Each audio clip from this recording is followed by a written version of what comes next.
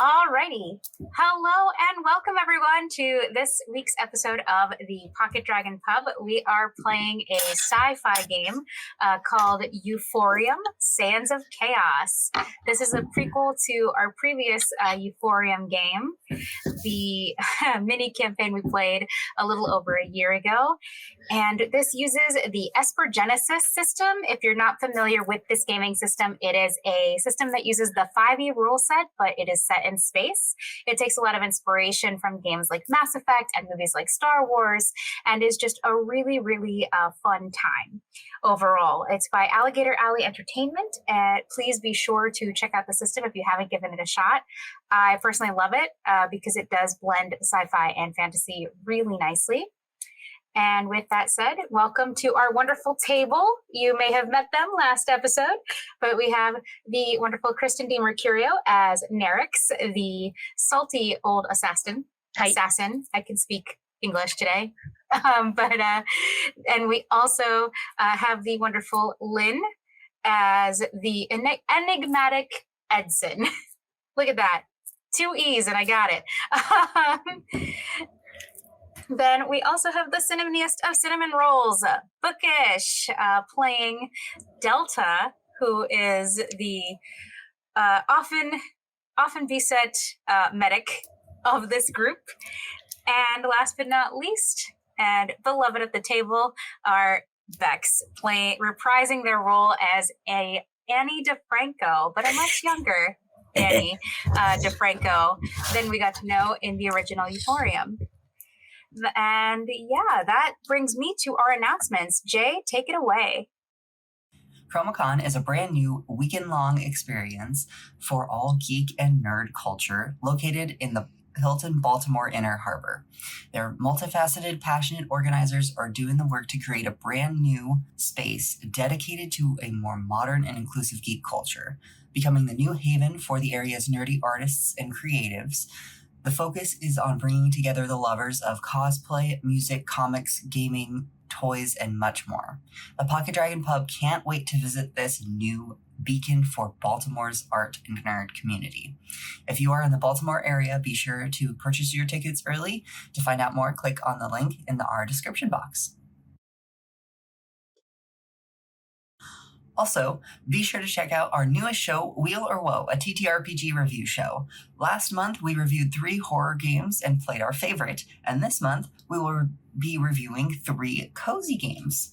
We are super excited about this new series, and the barkeeps at the Pocket Dragon hope you'll discover some TTRPGs that you've never played before through the show. If you're looking for more quality content to listen to or watch, be sure to check out Brimstone Valley Mall, produced by one of the players at our table, Kristin DiMercurio. Kristin, if you want to give us a little snippet of what Brimstone Valley Mall is all about. Yeah, Brimstone Valley Mall is a fiction podcast. So scripted fiction. It's 2 seasons. The first season is already out, and the second season has just been recorded and fundraised for and ready to go. So it'll be coming out in the next couple months. So Brimstone Valley Mall is about it's about a bunch of demons from hell working in a shopping mall in the 90s in South Central Pennsylvania, and the shenanigans that they get up to, which includes Furbies. It includes, we've renamed all of our like stores because for copyright reasons. So, Old Navy's Old Gravy. We got McDollars. You gotta see it to believe it. And there's obviously Wiener World, which is just, that's ours. That's not from anything, but it's important. Lots of wiener jokes. You're gonna have a good time. Come on over. Last but not least, you may have seen our newest Pocket Dragon Pub video segment during Line in the Sand. What Are You Drinking is a fantastic drink series brought to you by our amazing friends at the Pocket Dragon's favorite nerd bar, the Guildhall. With 2 locations in Burbank and Whittier, the Guildhall offers local craft beers, craft cocktails, and delicious food while you enjoy 200 plus free-to-play board games and watch Twitch streams, anime, and other nerdy content. Don't worry, we also offer mocktail alternatives in the segment for people who just want to have creative libations. And that's all the announcement for today. Vixie, back to you. Yay, amazing. That was, wow, we have so much happening at the Pocket Dragon. There's so much happening for people at the table. It's exciting. Okay, who's ready to play a game?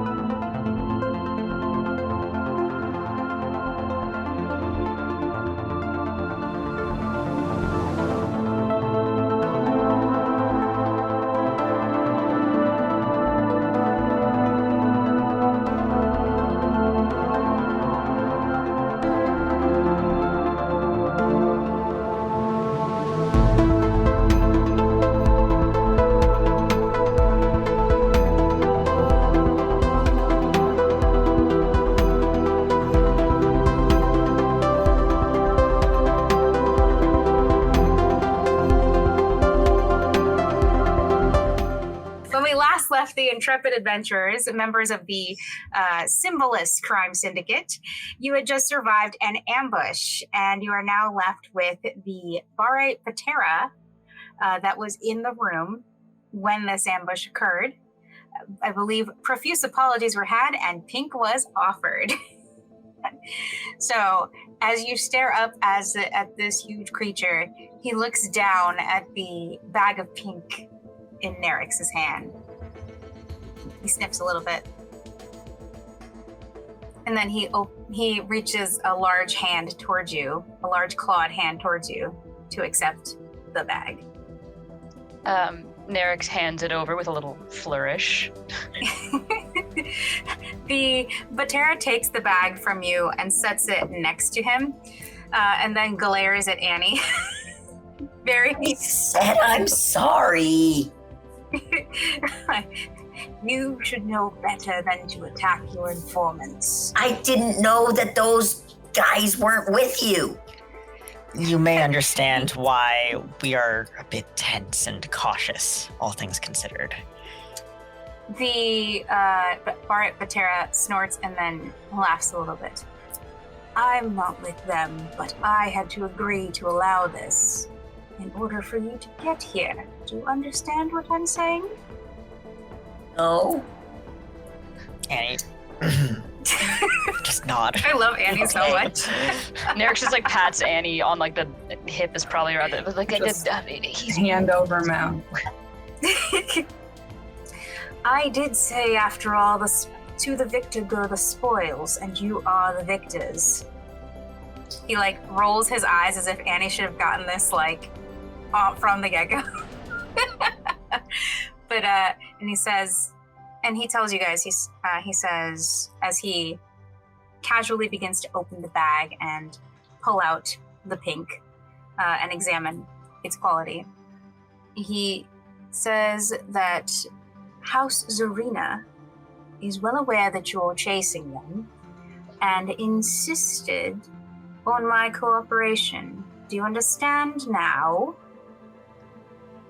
A little. We'll This explain is all later. new to him. We'll explain later. Yeah, no, we're with you. We knew that they knew, so in theory we should have known, you know?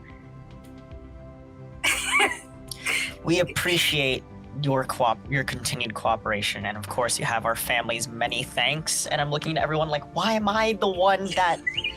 Listen, I got a low charisma skill. I don't know why you're looking at me. So do I. Mine's not that bad. Okay. Delta's busy explaining. You see, it's kind of like a game of tag. They tagged us. They knew we were going to tag back. So they were waiting for us? Yes. You The got Vatera's it. We're like so glad you're rubbing two claws unharmed and against stuff, his though. temples. See, you're unharmed. You're fine. See, you're fine.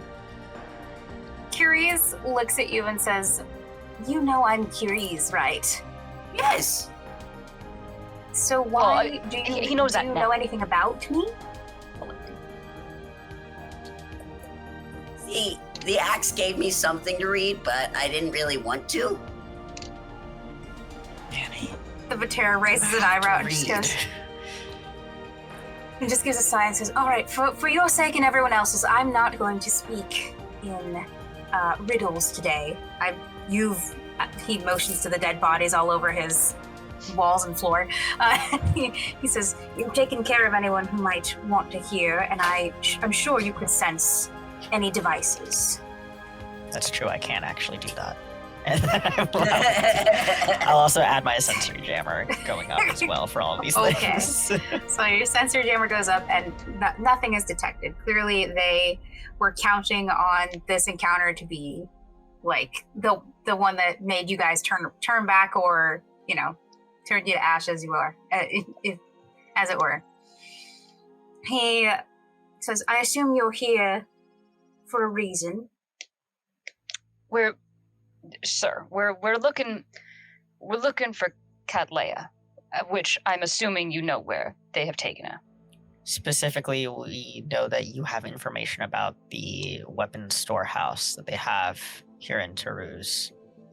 That is our lead on her whereabouts. I don't know do you know? Silently with mental missive, I'm like, I don't know if Carice is aware of Cattleya going missing specifically, or just knows that House's Arena has beef with us. I don't know if we should be telling people that Cattleya is missing. So, he I- makes a little triangle with his claws as he, not aware that you're like mental missiving, and he says, "Cattleya, the latest song girl. Oh my, what an interesting tidbit of information." And you can see that he's putting that away. Consider that payment for the intrusion. Yeah, we've given you that information. So could you give us some information about the storehouse? There's Arena Weapons Storehouse. Yes, I can. But it's going to be an interesting time getting there, that's for sure. He kind of wipes his mouth a little bit. He's satisfied with his inspection of the pink, and he puts it back and kind of sets it aside. Kind of I'll get to that later, situation. And he says, "Do you have some kind of map with you? I Or can always you do. pull one up?" Recording device. Okay. Just goes Immediately, like, there's a Sound effect. holograph appears in the middle. It's like, I'd use my things, but it's so much easier if you do it. And Delta it's puts in your theirs system's away. memory and not mine. My map is needed here. What? We can use your map, Delta, if you want. And so Delta is like putting theirs away. Like, I'm just a transporter. It's fine. Oh my goodness. No, we can use your map. We can use map, Delta. We used my map earlier. We'll use your map instead. Pulls it back out. All right. Is it like a hard Feel copy really map, or is it like right a digital now. map? Is it hard copy or digital? Digital, I believe. Okay. Right. It's via my background feature of Cool. So- space lanes. Amazing. Kind of thing. So your map pops up, and then Curies waves. He presses a button that's like actually near him. Like it's not a button so much as like it's a keypad situation. He presses a few keys on his keypad, and another map appears underneath yours, and those two maps sort of merge. He reaches out for it and begins moving his hands in the same manner that Ed would move his when he's moving stuff around. And he brings forward a map of the plateau of Tarus, which is where you are. You can see a small golden point of light in his tower, and he circles it and says, "You are currently here in my tower. The warehouse is located over here," and he moves his claw slightly to the right and waves it around and shows you the downtown area of Tarus. It's very crowded. There are a lot of bars here. There are a lot of things happening. And while he is showing you this, he zooms in some more onto a tiny little area called by the Silver Root Tavern. He says it will be here by the Silver Root Tavern. Now, this tavern is very frequented, so there will be a lot of people. I don't recommend you park near it or around it. You'll probably want to walk in or find a way with which to infiltrate. And this warehouse, the storehouse, is just above ground. It's in the middle of this super bustling area, and we're not worried about security or anything? Well, actually, the Silver Root Tavern isn't just located in one of the busiest areas of Tarus, it's also in one of the wealthiest areas of Tarus. Security is, let's say, a given. Now, this warehouse isn't just a warehouse either. It's designed to look like a luxury high-rise, if you will. Very expensive to live in, probably not affordable for most people that live here. I will tell you this, though. Zarina has prepared for your arrival, and they have been instructed to pick you off, should you come looking for whatever it is you're looking for. Presumably the native song girl, now that you've mentioned that. No, we didn't say. We didn't. Anyway, so is there anything you could tell us about the security? They stole her butterfly clip. Enough. Sorry. Annie.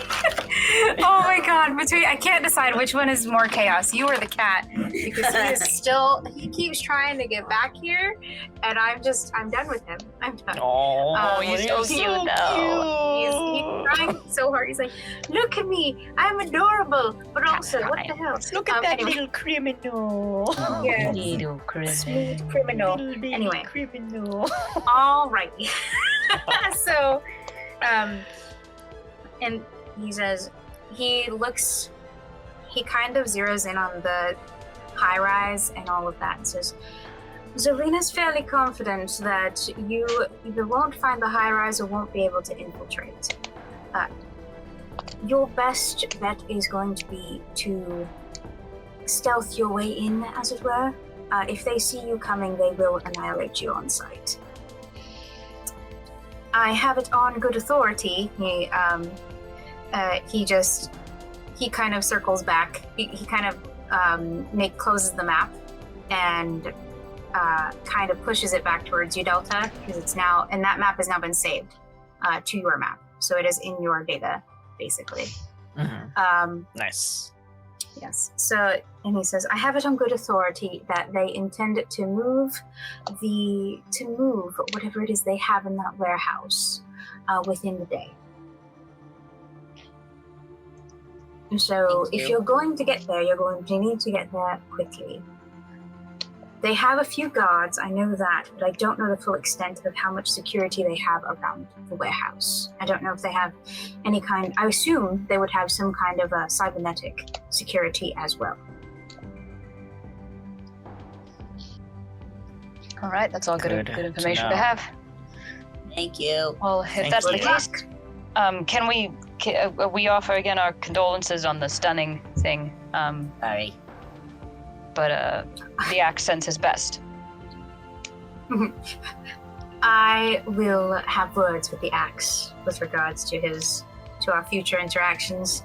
You may rest assured. And he gives Annie a His glare. fault. You may want to practice your diplomacy as a representative of the Cymbolis Syndicate.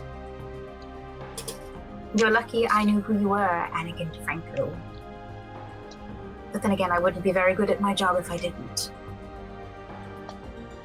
Sorry for stunning you.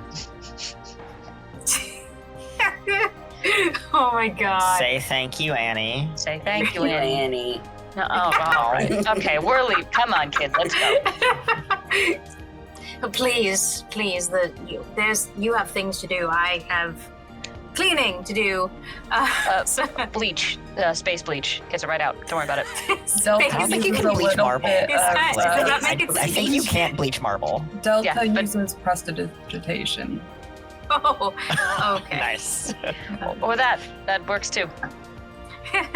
Thank you. Oh, Thank you that's our kindly. cleanup crew. Cleans up all the wounds, external, internal. On the wall. Blood splatters. Come on, every medic needs to be able to get rid of the blood. Am I right? And that's what makes you part of the Cymbolis Syndicate. Goodbye now. And he waves you off. You can see him grab the pink.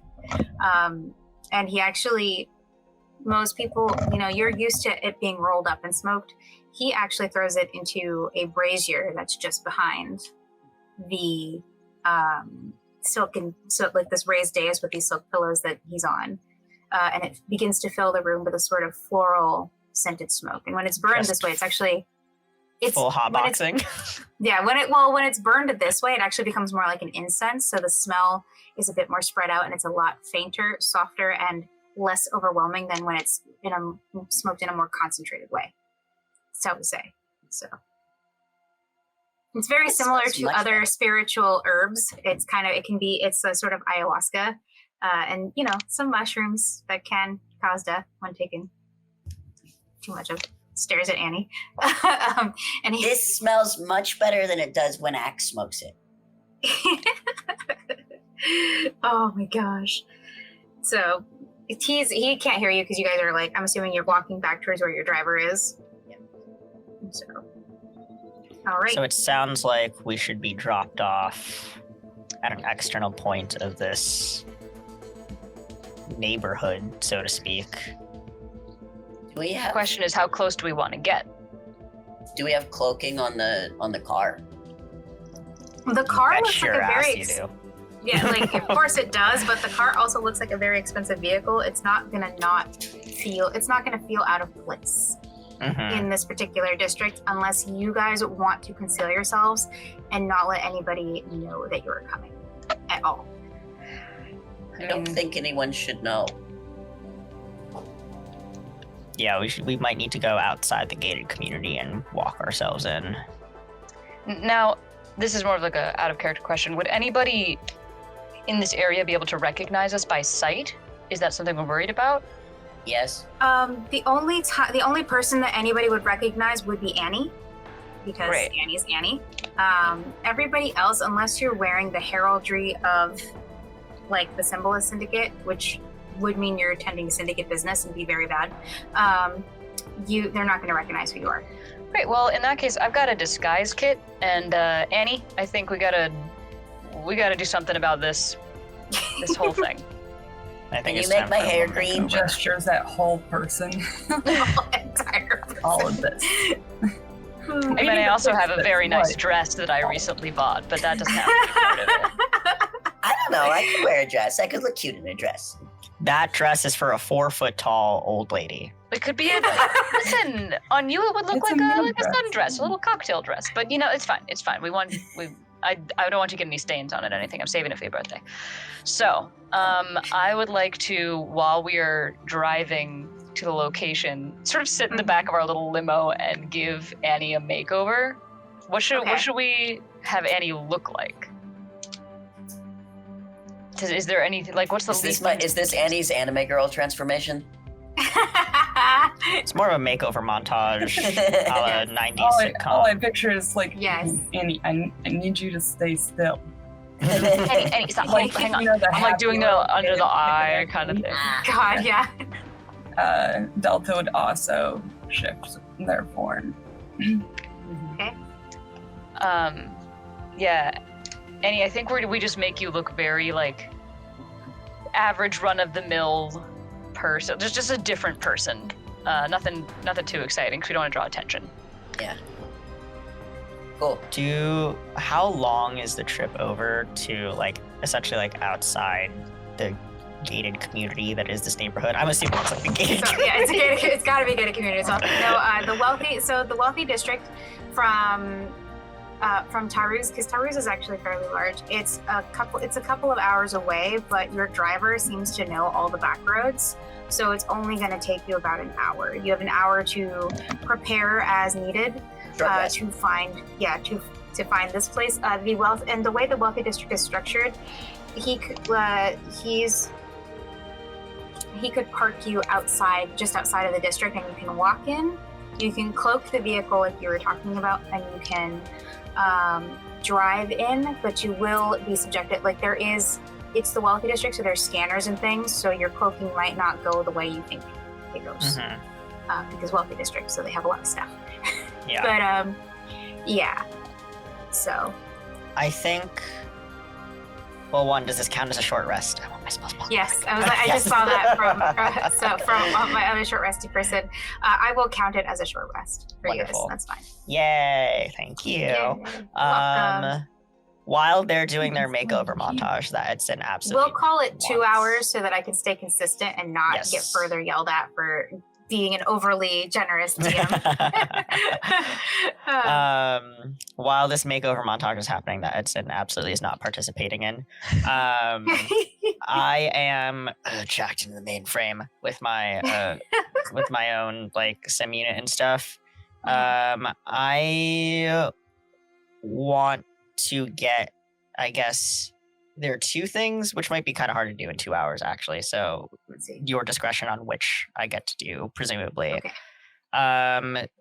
One option being seeing what information I can gather about what kinds of security measures are at the gate, so I can prepare accordingly, parked outside.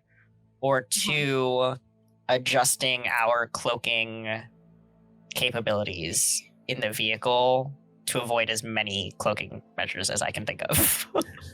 Okay, so for this, I'm going to want you to roll computers.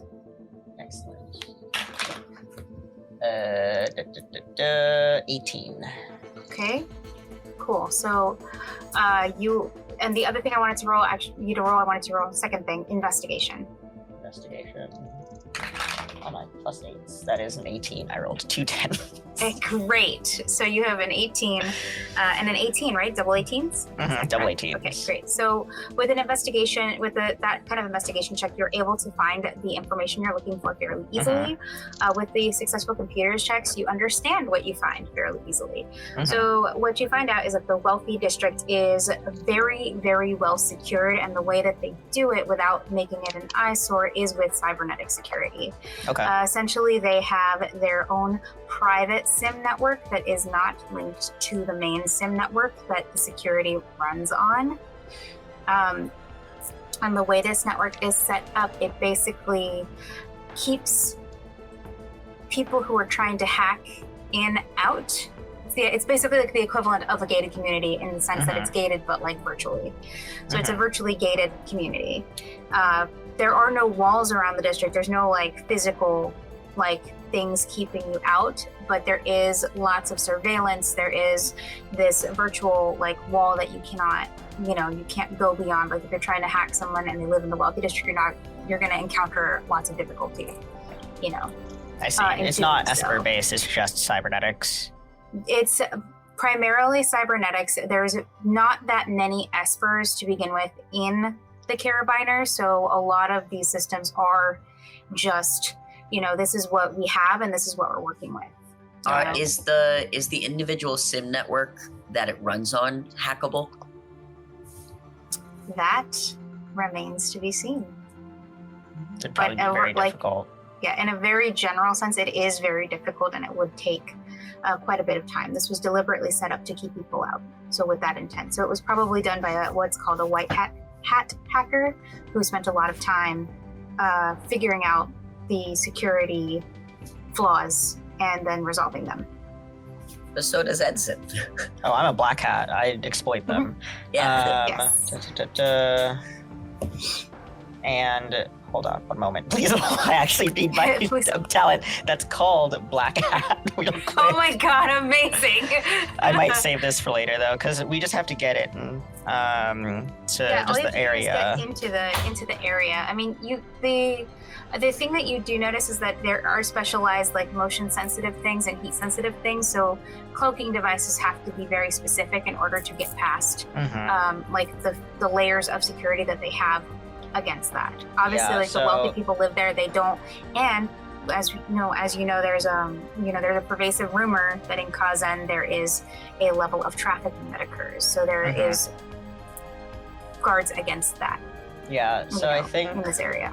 In this moment, like even if we are in a fancy-looking vehicle, that might not necessarily mean we get a free pass in. Is that kind of the read that I'm getting on what I'm seeing in the? And if they tag the car as us, they could track us. Yeah. Right. Yeah. If they can track you, that could lead to some situations, not necessarily from the wealthy district, believe it or not, but because House's Arena is aware of what you're trying to do. That could cause you further issues.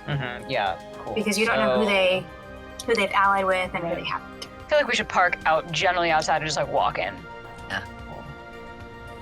Well, there's that, but it would be helpful for us to have a getaway vehicle. So what I'm going to do, I'm going to use my background feature. Plus, is that I'm going to use my master hacker feat. Which, okay. Oh my god, my text is so tiny. Zoom in, enhance. Computer enhance. Is it okay? So I'm going to essentially knowing this information, I'm going to add like an additional spoofing program to the cybernetics of the car security itself, just making it look like a more innocuous vehicle that would have. Once we leave the vicinity, I can actually like essentially the equivalent of like changing the plates, changing the registration, etc. Like that would be that it looks like something more innocuous, and then as soon as we need it again, we'll switch to a different one. So it'd be harder to ping which vehicle this is, and including like a pretty. Not acute. I mean, yes, acute, but like a consolidated range of like GPS spoofing as well, in case of anyone like throwing like a tracker dart on our, like an air tag on our car. It'll spoof the location of the car too. Delta would also be helping like guide for like the best forgotten paths and like back alley routes to get there, so that it's not obvious where they're going. Okay, so here's what I would like you to do. You guys are going to do 2 different roles for these tasks that you're trying to complete. So for creating this complex cybernetic systems that you have a getaway car, one, you've told the driver that you're going to do this, right? So they're not going to be confused when they let you out of the car. Your driver just nods, completely stoic, hasn't said a word this whole time, has just been doing his job. And what I would like you to roll for this is mechanics. Let's go ahead and have a mechanics roll and see how that goes for you to set all this up. Does it be mechanics or computers? I'm going to say mechanics for this one, just because we roll computers a lot. I am an expert at espionage and infiltration. Can I help in any way? Can I give the help action? Who would you like to help? I would like to help Edson in figuring out what possible things could be stealth in which individual ways. Okay, great. So roll with advantage. Okay.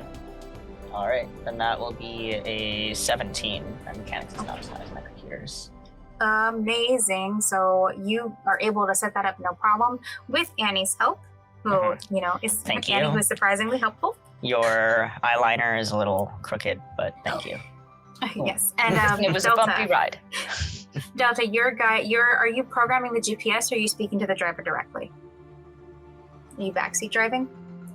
They would probably program the GPS so that like maybe the screen flickered briefly and then like the route changed to show like the better.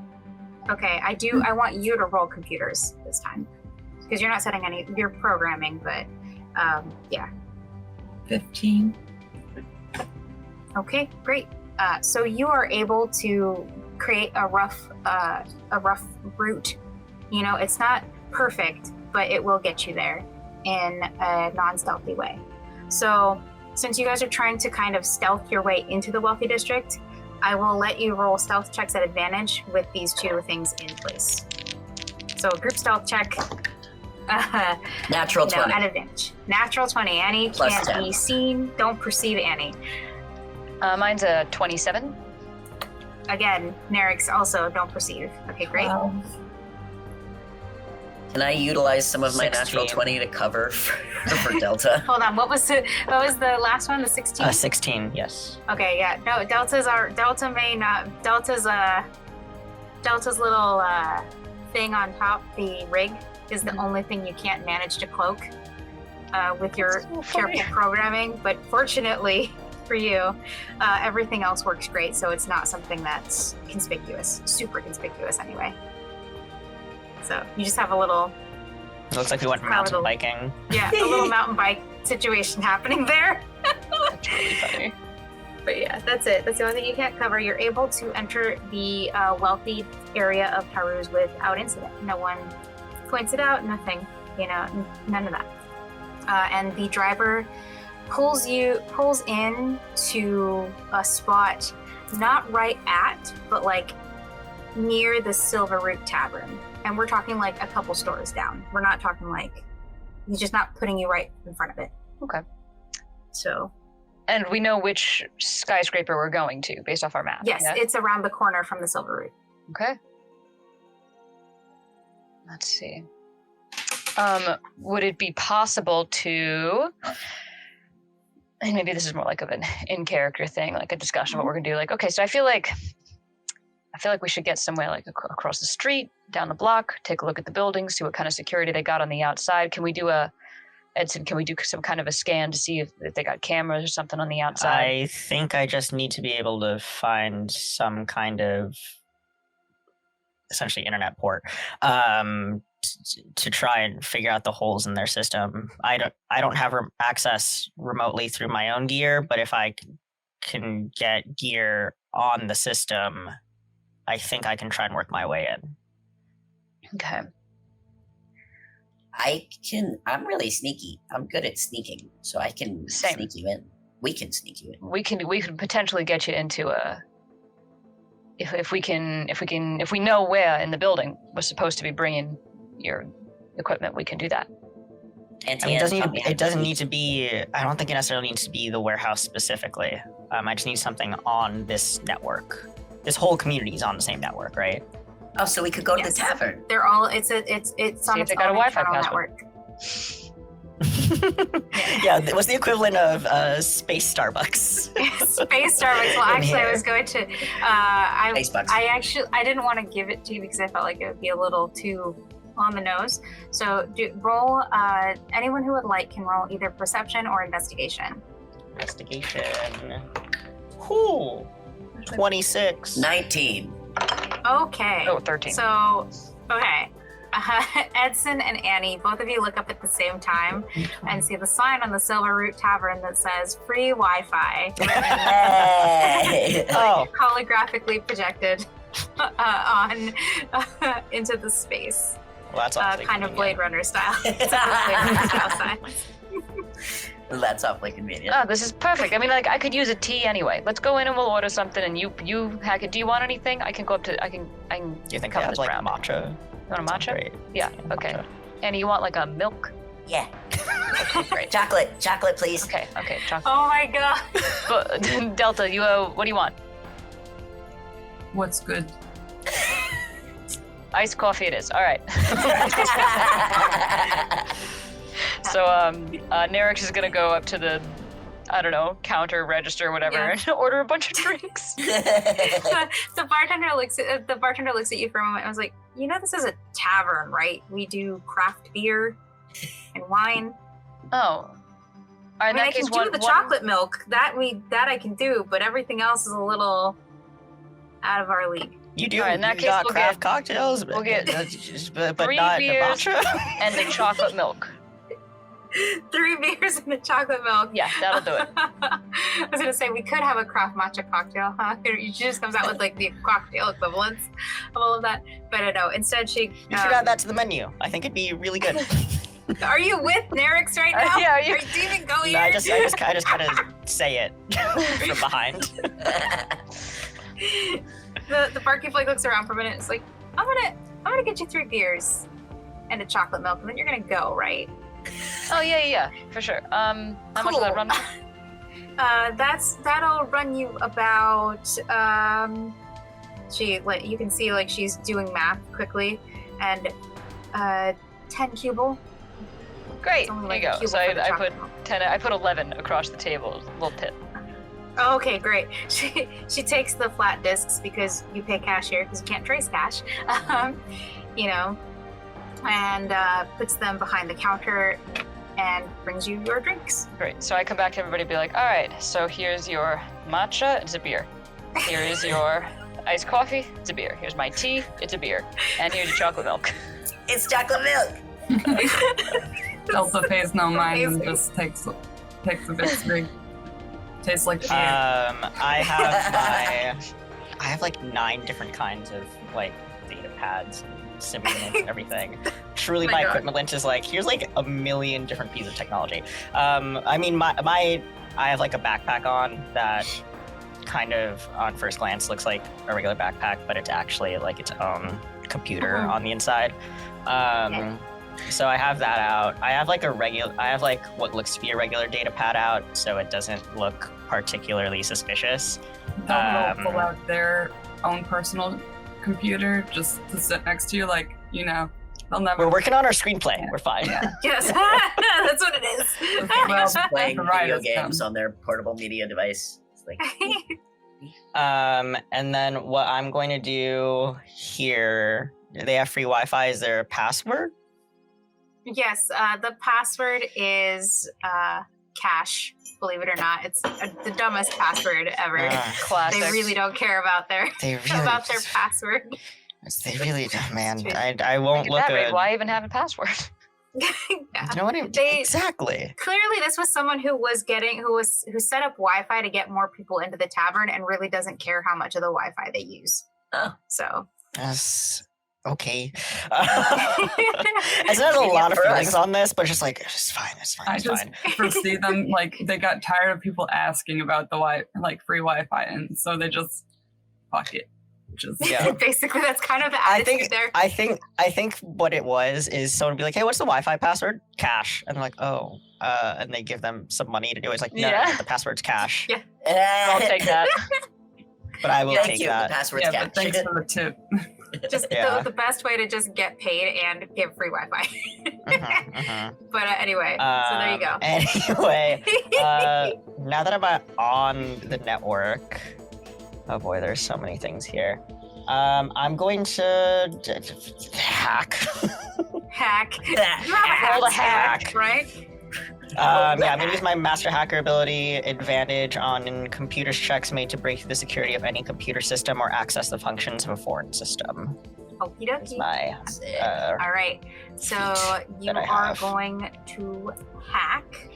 Let's go ahead and mostly have your first I'm going to hack into security, not necessarily to dismantle anything, but I want to get a read on. But you're trying what to it get is. information from the system, right? Encrypted Yes. information? Yes. Okay, so it's going to be a contested roll. You're going to roll computers, and then I'm actually going to roll. I'm going to be rolling for the system, for the Delta's security, gonna to see how amplify well it your holds ability. up. Sorry, what happened? Delta's gonna use amplify ability Okay. on them, so Nice. they get to roll I think it's a Got a D4. D4. Yeah. Added. Okay, Advantage great. Plus D4. Love that. I do want to let you know that if you fail this roll, the system will flag you, and Yep. you will potentially be compromising your location. Is there anything that I can Alright, do so- to assist with my portable media device? I don't think you'll need to because I rolled a 29. Yeah. Yeah, that's pretty high. I think you're in. Hacker voice, you're in. Oh, Am I maybe hacker not voice in? actually. Is Really? it a DC of 30?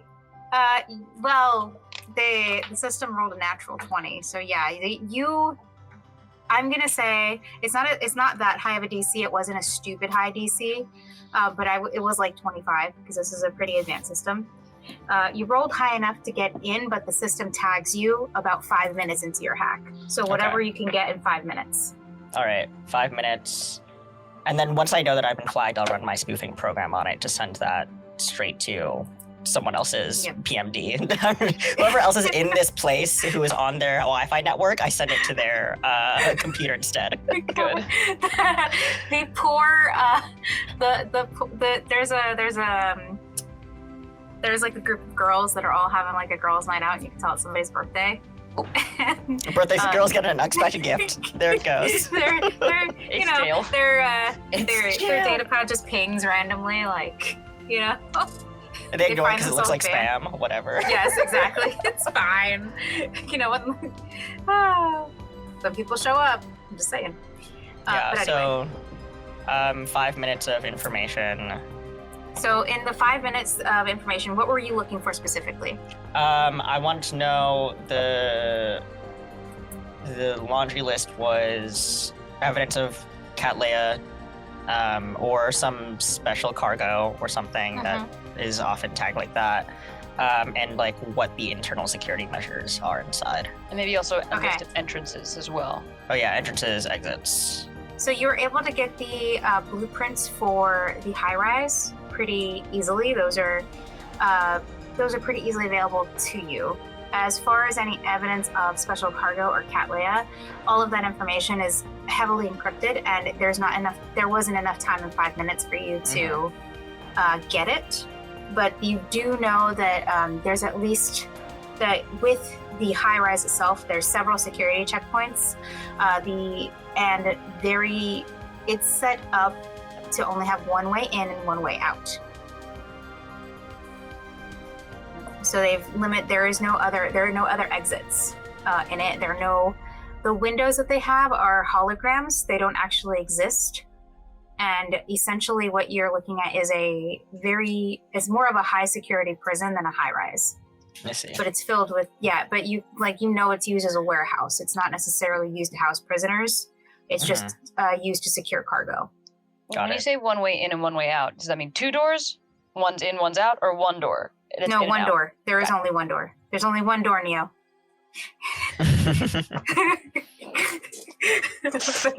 That's it. All right. All right. Let me see some other stuff on here. Not important for that. Okay. I think I can probably get us in through the main door, actually. We'll just have to go.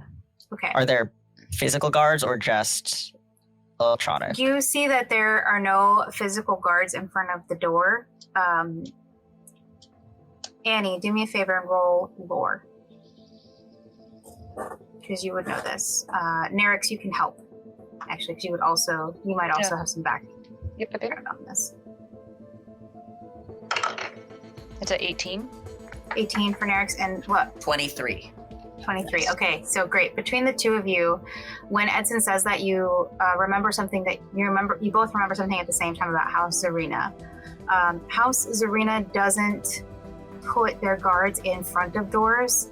They put them behind doors. Inside. There are guards. There are physical guards inside. Yeah. So once it's not getting through the door that you have to be concerned with. It's what happens once you walk through the door that you have to be worried about. I'm also assuming any disturbance that we make, any sort of distraction, is going to be immediately flagged as us entering the building because they're expecting us. Yeah. Yeah. Or they're expecting you to do something for sure.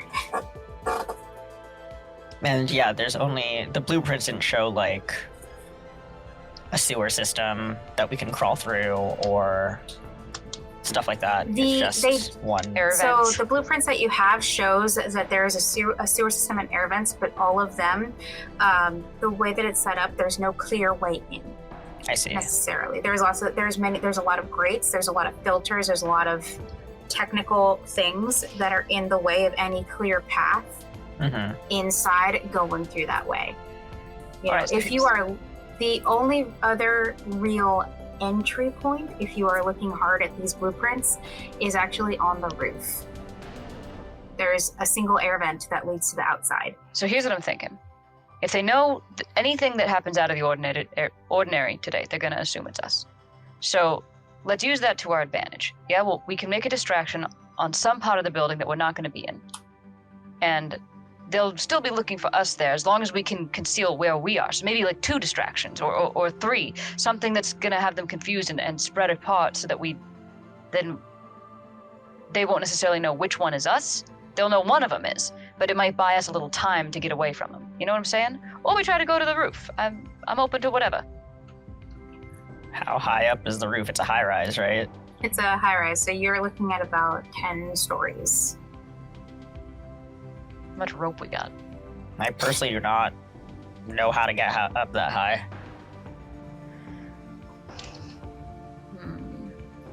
Are there a bunch of high rises in the area? There are. That's why this fits in so well.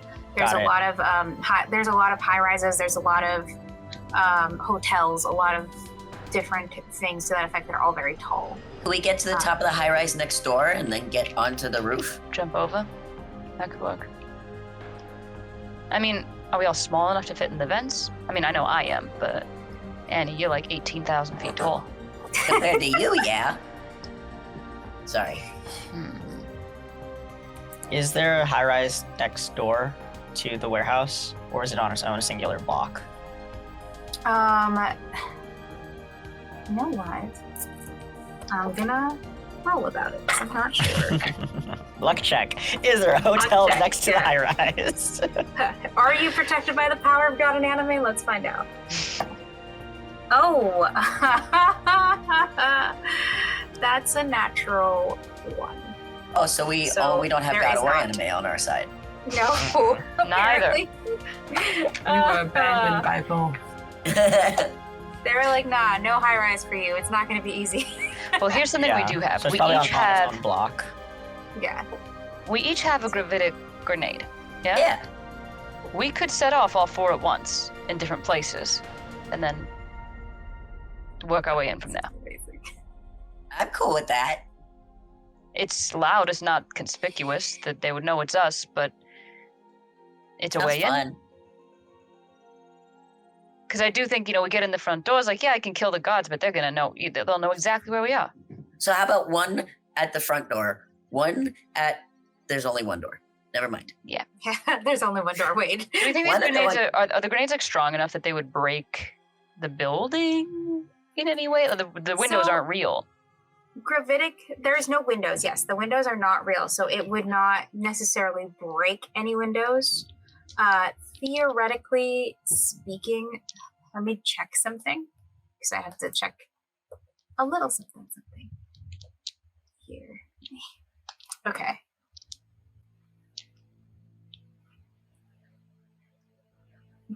It would. So the way gravitic grenades work, it's better for crowd control and not as good for demolition. Delta has an idea because they saw the bodies of the ones. Could Delta make themselves look like one of the attackers and act as though they are bringing in these 3 to claim some sort of reward? You can be, you could be our. We could be your prisoners. Yeah. Might get us through the door. Annie, you like to play pretend, right? What are you, 10? Yeah. This will be great. Do I get to take off my disguise now? No. Oh, You say this out loud no. Okay, In the earpieces. in the of, like, earpiece. in Okay, the- I was gonna say, I was like, It's a real like Ocean's 11 moment where we're all kind of slightly, not actually slightly separate things because you order drinks for all of us, but we're all looking in different directions while speaking to each other. Mumbling. I mean, it's gonna be. If we can't predict what's gonna be on the inside, it's probably our best bet. And at the very least, I'd have a moment to figure out what's going on once we get inside. See how far and they bring us on their own, and then we go from there. I like the way you think. We probably should have taken those dead guys' suits. I can just say it got destroyed in the fight or something. Well, what That's about true. the disguise kit? Can you make the clothes with your disguise kit? You know, I could probably make something that's pretty close. I've been learning to crotchet, and I think I could figure out how to get the little stars. That's such a useful skill. Yeah, I get it's really fast in terms of like fiber crafts. So like, Are you a master crotcheter? Yeah, I'm a little crotchety. I'm working on it. I'm so angry.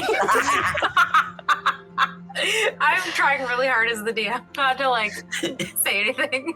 So I'm like, I'm just the spectral voice. So, you know, if Annie doesn't need the disguise, I can use my disguise kit and we can use it on you instead, Delta. What do you think? I mean, it seems like a good plan. All right. Should we all three go into the bathroom at the tavern and do a swap? I feel like that's smart. But can I keep like the hood and the thing, the cowl, so that you only see my eyes? Because I think that'll help me stay disguised. Yeah, sure. Whatever. Cool. Are you sitting in the tavern or in the vehicle? Just out of curiosity. Still having this conversation. Well, I don't know. I guess we never decided. Because I assumed you were sitting in the tavern this entire time. Yeah, Yeah, probably. we were in the tavern. Great. Just we chose a spot that was kind of secluded. I would assume. Like a Our booth voices. in the corner. Yeah. Mm-hmm. Nice little Okay. Booth in the corner, hushed voices, conspiratorial, Amazing. the usual. The usual. Just, you know. Criminals. Criminals, what can you do? All right. So you've made your plans, and now you have to go get ready. Yep. So for the Zarina soldier disguise that you are coming up with that you are crotcheting for Delta, I would actually like you to perform a roll, please. Okay. Delta's so just let's like roll backseat. No, you want it. What am I rolling? This. That's what I'm about to find. Yeah, there was a weird stripe there on the Yeah, shoulder yeah. that guy had, so you should put a stripe on. Okay. Roll me I'm going to actually do sleight of hand for this. Let's see how dexterous you are. All right. Yes. That would be a 21. Great. So you crotchet the crap out of this thing and make it and make something actually fairly convincing if Hell you don't yeah. look too close. Hell yeah. Yeah. Because your seams are so tiny and fine that it looks solid from about 6 feet away, stage distance, if you will. Mhm. And the only time you see it, you really notice that it's crotcheted is if you are up close and very personal with Delta. So good job. All right.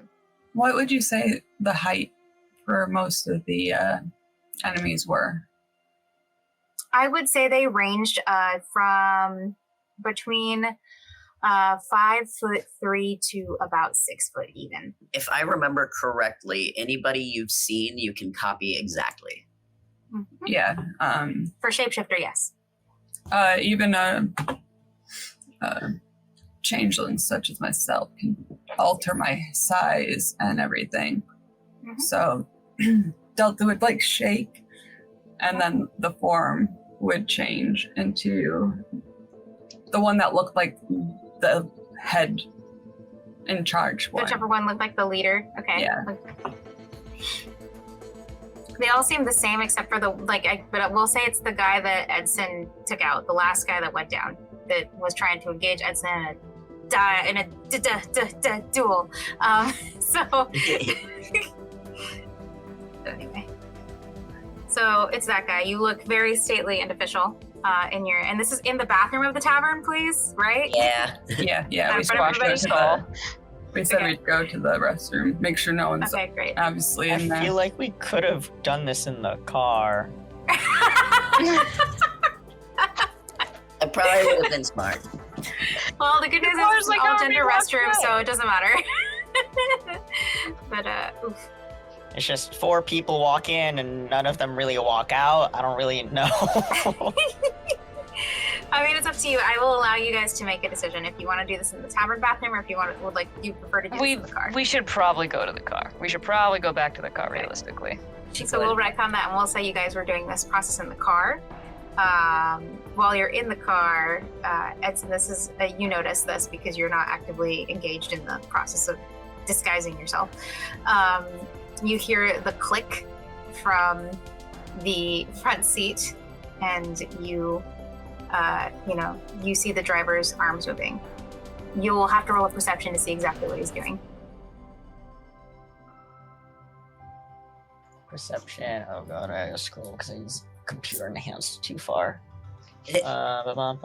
Perception 13. Okay. That click sound you heard was the sound of a gun being loaded. Oh. You're not sure. I don't think you'd be sure if they're. I guess I'll put it like this.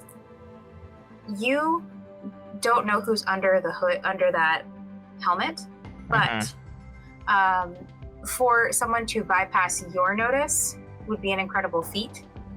So it's unlikely that this is somebody who's been swapped out.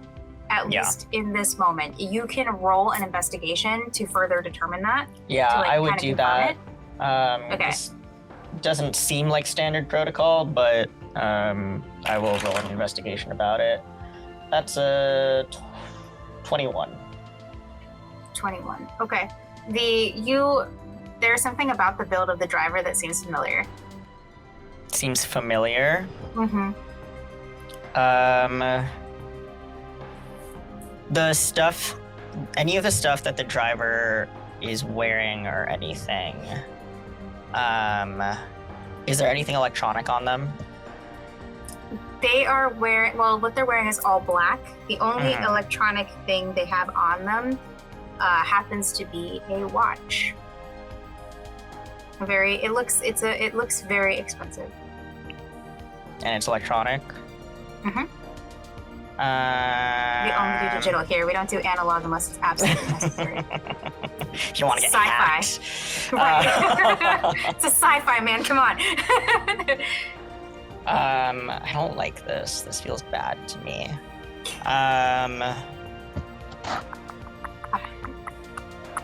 What do I do in this scenario?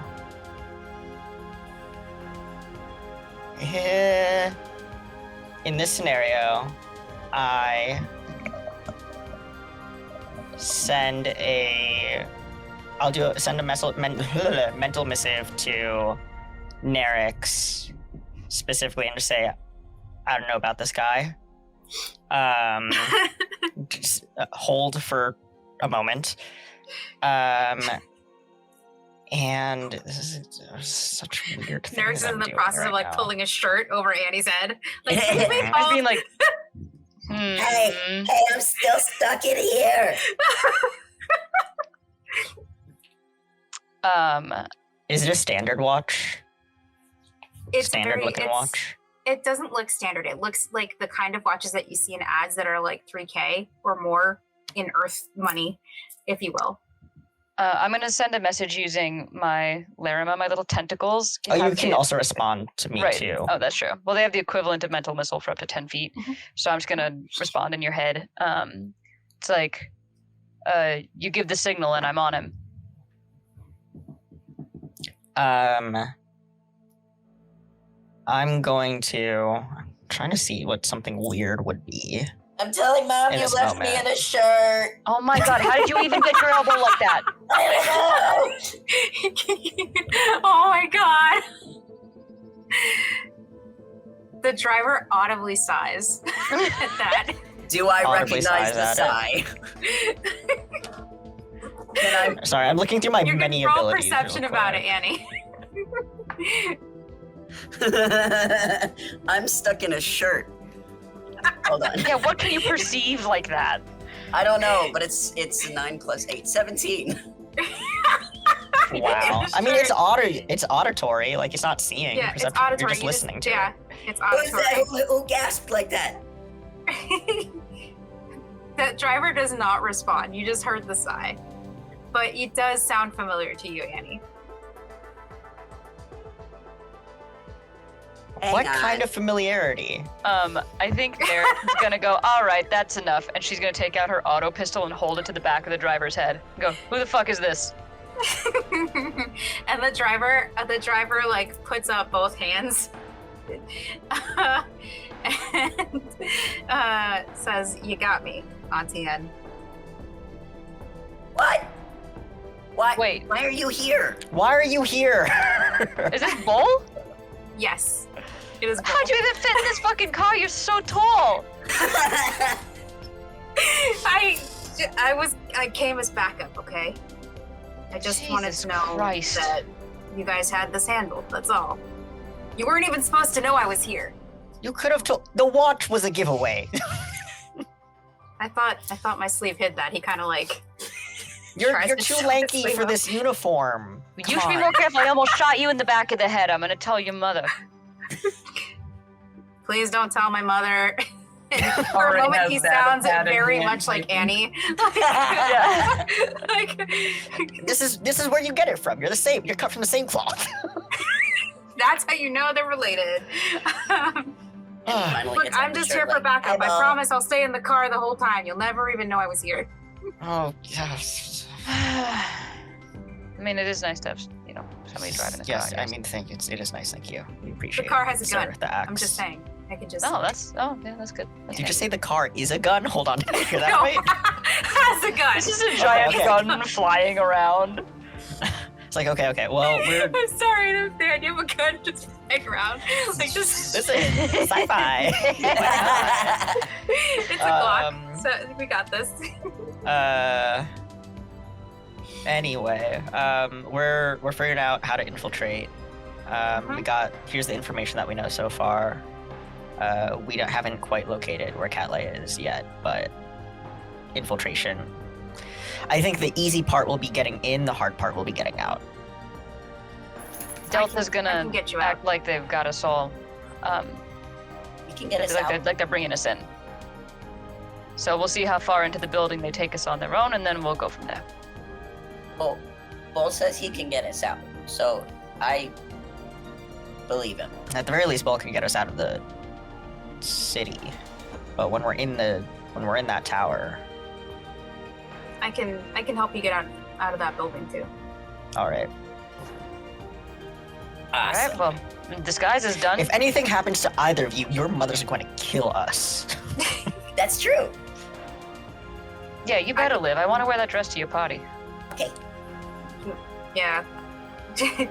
I'll be fine. I'll be fine. I'm just, it was my mother's idea to bring Catlea to Bahar in the first place, so. Wait, it was? I thought that was the Dowager's idea. No, the Dowager wanted me to marry her. That's different. So All this was a date? That went wrong?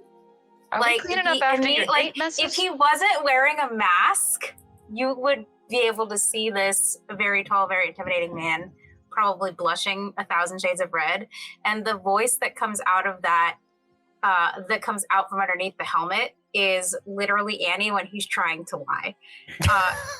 No. Oh my god. Oh my god. You're never getting a second date if you let her get kidnapped on the first. I just think there's better ways to look. The Listen, face. I don't know how you I- kids are doing it these days. I don't know how the kids are doing it these days, but this seems really convoluted to me. Having your mother pick out your date for you, Jesus. It was a suggestion. I just took it. To be fair, they have great taste. Yes. They got good taste in date spots. I mean, I feel like it would be there. If there's anyone to trust, it would be them.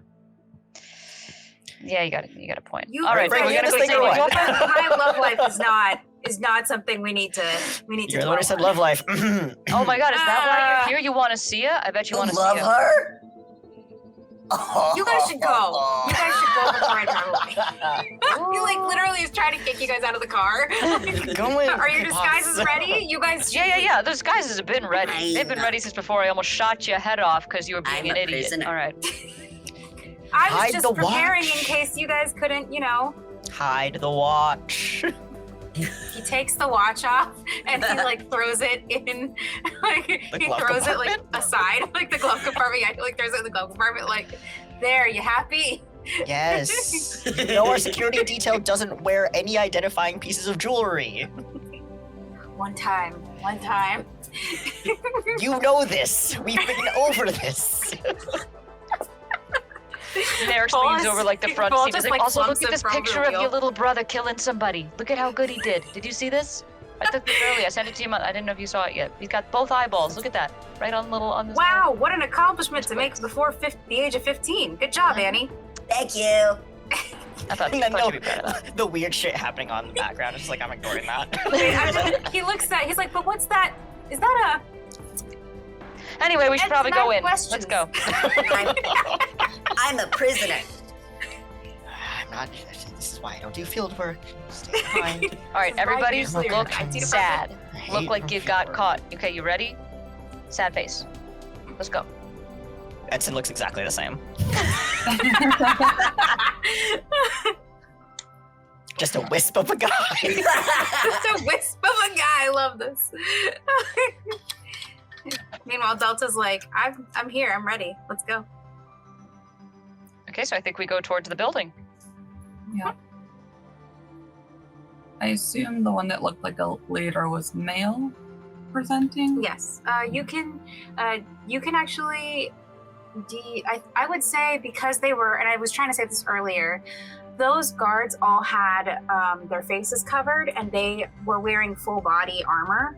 So their presentation was actually non-binary. You don't know if they were male or Okay. female unless you like physically took masks off and stuff. You wouldn't know. Yeah, I didn't which way know they if presented. Delta heard them speak, like that one in So particular. you heard None the of them one that spoke. I would. Well, there's that The one one- guy even- who was upset with me. Yeah, the right? one that you did a non-verbal because Of the. yeah, he looked at you like he wasn't going to give up, but he didn't say he wasn't going to give up. You I kept see, talking I see. to them. He did scream at one point.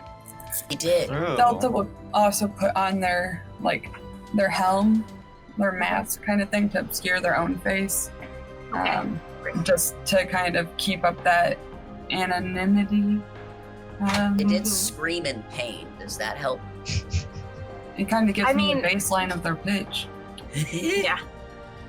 Was it low? Was it high? Was it fast? Was it slow? Give me the deets. Oh god, it was. I would say it was lower and slower. Like if you were saying masculine presenting, you'd probably be correct, Okay. unless it was a okay. very deep voiced feminine presenting individual. All right, let's go. Just boom, boom, boom. On the door, Yeah, and Like- then it's full, okay. like ready. When you do that, you hear there's a voice from the other side says, "What's the password?" Fucking password is I got the guys that you guys were wanting. Or check.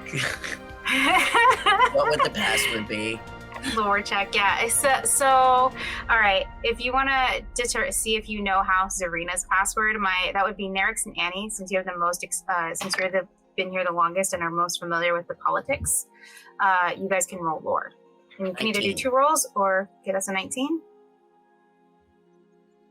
No. So was that a 1 for you, Kristin? You're muted. Sorry, I was muted. That was a 16 for me. Okay, so 16 and a 19. Both of you put your heads together and think back to your interactions with the houses, and you know that Zarina likes to keep their passwords a secret, but they're usually always about some aspect of Kazen.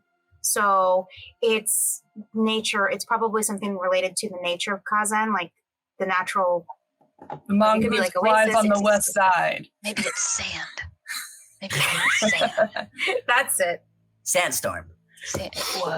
It's something to We're do not with listening to Kazan Darude rocks. here. It's something to do with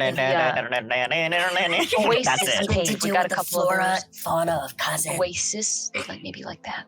Or... Is it the whale? System. Is it the Oh my Belir? god, whale, the Blears. whale mating. Someone whale said mating. Belir. Yeah, how loud do you say Belir? I'm saying it whisper really Belir. exasperated, but Okay, Belir? Is so it Belir? someone hears that and goes, "All right, we'll let you in." What a fucking thought.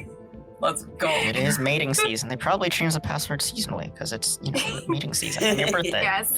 So the door opens and you are able to get into the warehouse. What are you doing to make yourself look like prisoners? Are you tied up? Are you? Pretending Oh, to yeah. be tied up. Like I I know used that fake What is struggling. some of us have cuffs. Right, I have Part of metallic our- restraints in my pack that I can use. Okay, I think Annie has them too. Also. Yes, but I'm You leaving can use them on open. me. Yeah. Okay. I'm Or like leaving they're them fake open. locked. Yeah, they're fake locked. Yeah, they're all fake lock. Okay, great. And Delta, you've just got everybody kind of. Are you holding everybody, or are you just pushing them forward? Like, how's this working for you? Probably push them forward. Okay. Now fucking walk. Fuck you. Hey, I'm the one in charge here.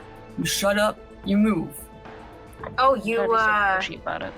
you caught the outlaws, Yeah, the Cymbolis Syndicate people. yeah. All right. Well, bring them over here. We'll add them to the prisoners with the other two. My mother will hear about this. You're Yeah, she'll hear about it once she listener. finds your body. That's fine. I'm gonna mental missive to everybody else, like other two ? There were two There were two, people yeah. who were taken. It was Cat Leia and Cat Leia's attendant. Oh, I rescind that. That wasn't canon. This is all happening in this. That's in our mental missive. That's what's happening. So there are a couple of other House Zarena people come to help you, Delta, and each one of them grabs one of you, Edson, and Edson, Annie, and Nerix, and they forcibly take you over to through this warehouse. This weapons warehouse is basically a giant square area, and you can see that it's piled from floor to ceiling with crates. And all of these crates are weapons, and not weapons that were acquired within a short time frame. These were weapons that have been amassed over time. They have obviously something is being prepared for here, because in addition, the high rise is so large, you can see the different floors above you, and they also have more items up top. What those are, you're not sure, but because it's a weapons warehouse, you're assuming they're weapons. They take you to a cleared space on the warehouse floor with 4 other individuals kind of standing around, and you, as they're bringing you forward, you happen to overhear part of the conversation. One of the House Zarena people who you can see the bright red skin of a Lorendi, but what you also see is a beautiful kind of, it would be beautiful if it wasn't scary, of this kind of webbed crown that's coming off their head and covers their hair a little bit. And this particular individual you would recognize as a Lorendi Aetherwalker, which is a caster, basically a very specialized Esper caster.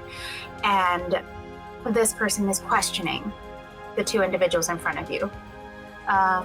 Nerix, I want you to roll a perception for me on the 2 individuals that they're questioning. Okay, let's see.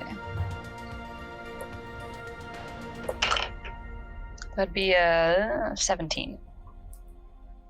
And we'll find out the results of that roll after our break. Refill your drink, grab a snack, and come back in 15 minutes, or sit around and watch our wonderful sponsors, which is not the cat, but definitely the cat also. And we'll see you soon.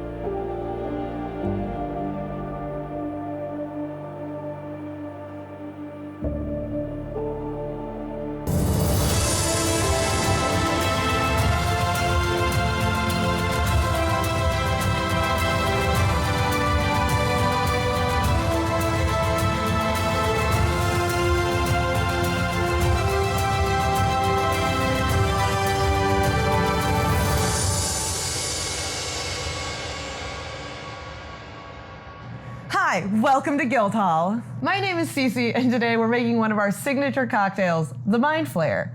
The Mind Flayer was named after both D&D and Stranger Things, for those of you who don't play as many board games. It uses a lychee liqueur, as well as a passion fruit liqueur, which makes it super approachable if you're going to a bar for the first time. To make the Mind Flayer, we're going to be using a vodka of your choice, a lychee liqueur, a combination of passion fruit liqueur and agave, which you can conveniently just combine into a bottle, as well as citrus blend, which we refrigerate because we're not monsters, but it is essentially just a combination of orange juice and grapefruit juice, half and half. And if you're looking for a mocktail alternative, in case you don't drink liquor, I would recommend using a little bit of basil syrup, a little bit of rose water, throw some orange juice in there, and then add ice, top it off with tonic water, and then you have a mocktail version of the Mind Flayer. This is great because it gives you the same flavor profiles as the Mind Flayer without the alcohol. All right, let's get into it.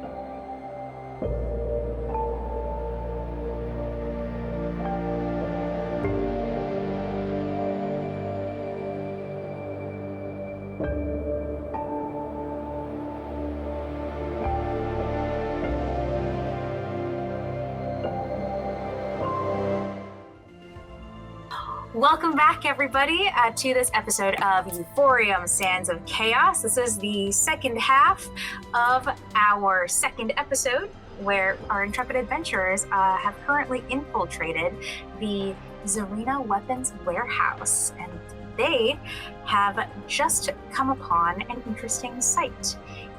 What looks to be a Lorendi Aetherwalker working for House Zarina seems to be questioning two people. And I believe, Nerix, you had just rolled to see who those two people were, correct? Yes. Okay. I think I rolled a 17. Yes, on a 17, you recognize one of the individuals. They were wearing capes, but those capes have been thrown back. Those hoods have been thrown back, so you can see faces pretty clearly. And it's interesting because you recognize the look of your race, the look of the Dendu, but the pale skin and purplish eyes tip you off that this is not a Dendu in the traditional sense. This is a race called an Ashenforged, a resurrected warrior. They stand a good bit taller than you. They stand at 5 foot 5 feet even, and you can see the glimmer of red and gold underneath the sort of neutral brown cape that they're wearing. The person you're seeing is Catleia's attendant, Amaryllis Neri Biancari. So Neri for short. So you know, I didn't want to make it too challenging. But yes. And then the other person you can see is not in a state to answer any questions. They are collapsed in a heap behind Mary. Okay.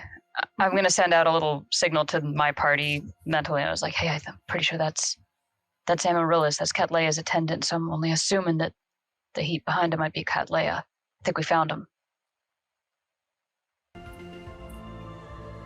So, and as you approach, you can overhear some of the conversation that they're having. It seems like the Aetherwalker wants more information out of Mary, and Mary is absolutely refusing to give it up.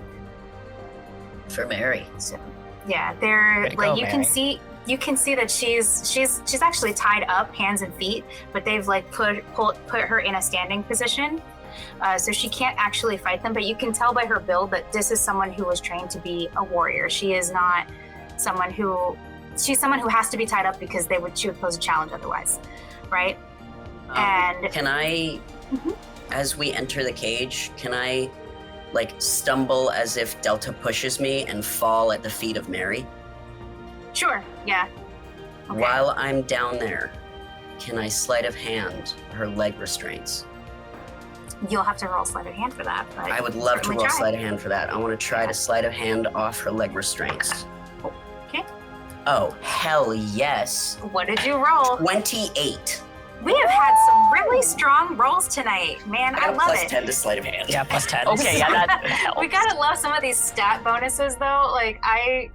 This is great. All right, so you are able to discreetly, you find that string in the knot of her restraints that just happens to undo everything, and you do that.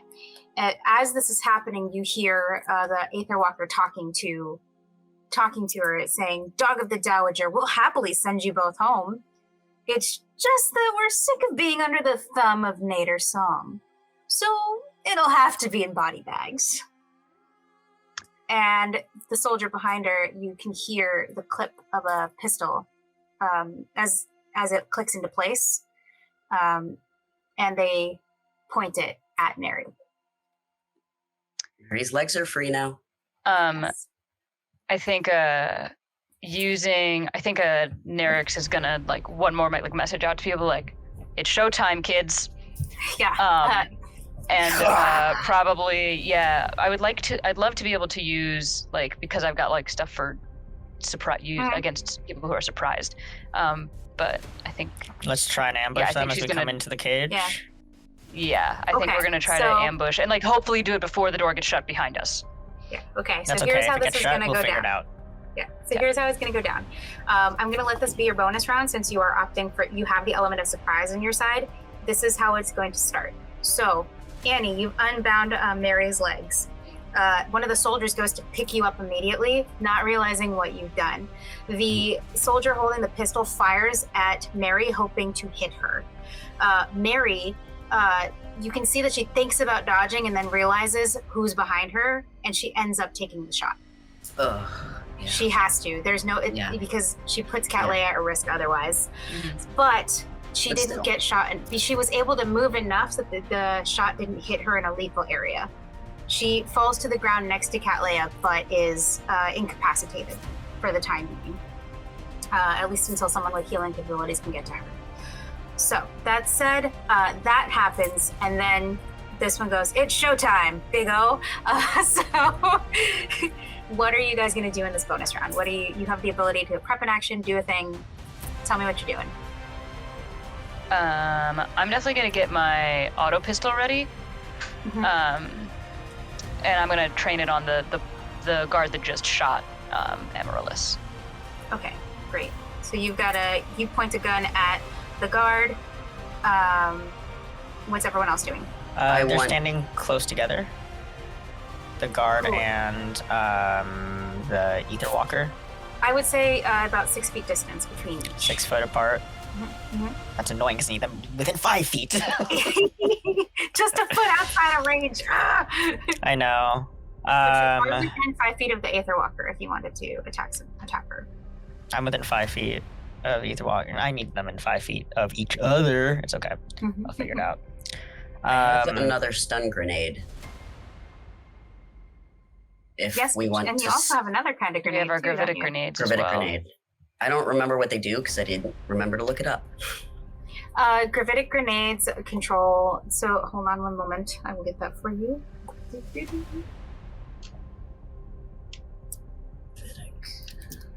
It's 1d10 force. It's a special, so you would have to throw it. So you'd have to. It'd have to land 20 feet away from you. Yeah, which is why I'd rather throw the stun grenade that I can throw within 20 feet at anyone and target them specifically. Okay. I wanna get that Aether Walker. Okay, so you're gonna try to stun the Aether Walker? Yeah. All right. Wait. And then I'll tell you how it all plays out once I know what everyone's doing. So okay. What are we doing? I'm gonna use Temporal Fault on the two of them. That is a rank 3 metaphase talent, and they will need to. It's a DC 16 Wisdom save. They are within range of it. If they fail, it's the slow spell. But okay, so it basically halves their movement. So it halves their speed. They take a -2 to their AC and Dex saves. They can't use reactions on their turn. They can either use an action or a bonus action, but not both. And they can't take more than one melee or ranged attack during the turn, regardless of any abilities. The stun grenade is. What do they have to roll? Yeah, the stun grenade will incapacitate them for a turn. But what do they if I do hit, I want to add Deft Strike. Okay, Deft Strike. It is a 16 Wisdom save. So 16 Wisdom. Okay, I'm writing it down because I'm going to narrate how this all plays out, and I have to then roll for people. All right, and then you've got the auto pistol up. What is Delta doing? Wait, the auto pistol would also be a Death Strike, by the way. Or it would be Vital Strike, which is advantage on anyone who's surprised. And then if you hit, you can also do a Death Strike on top of that.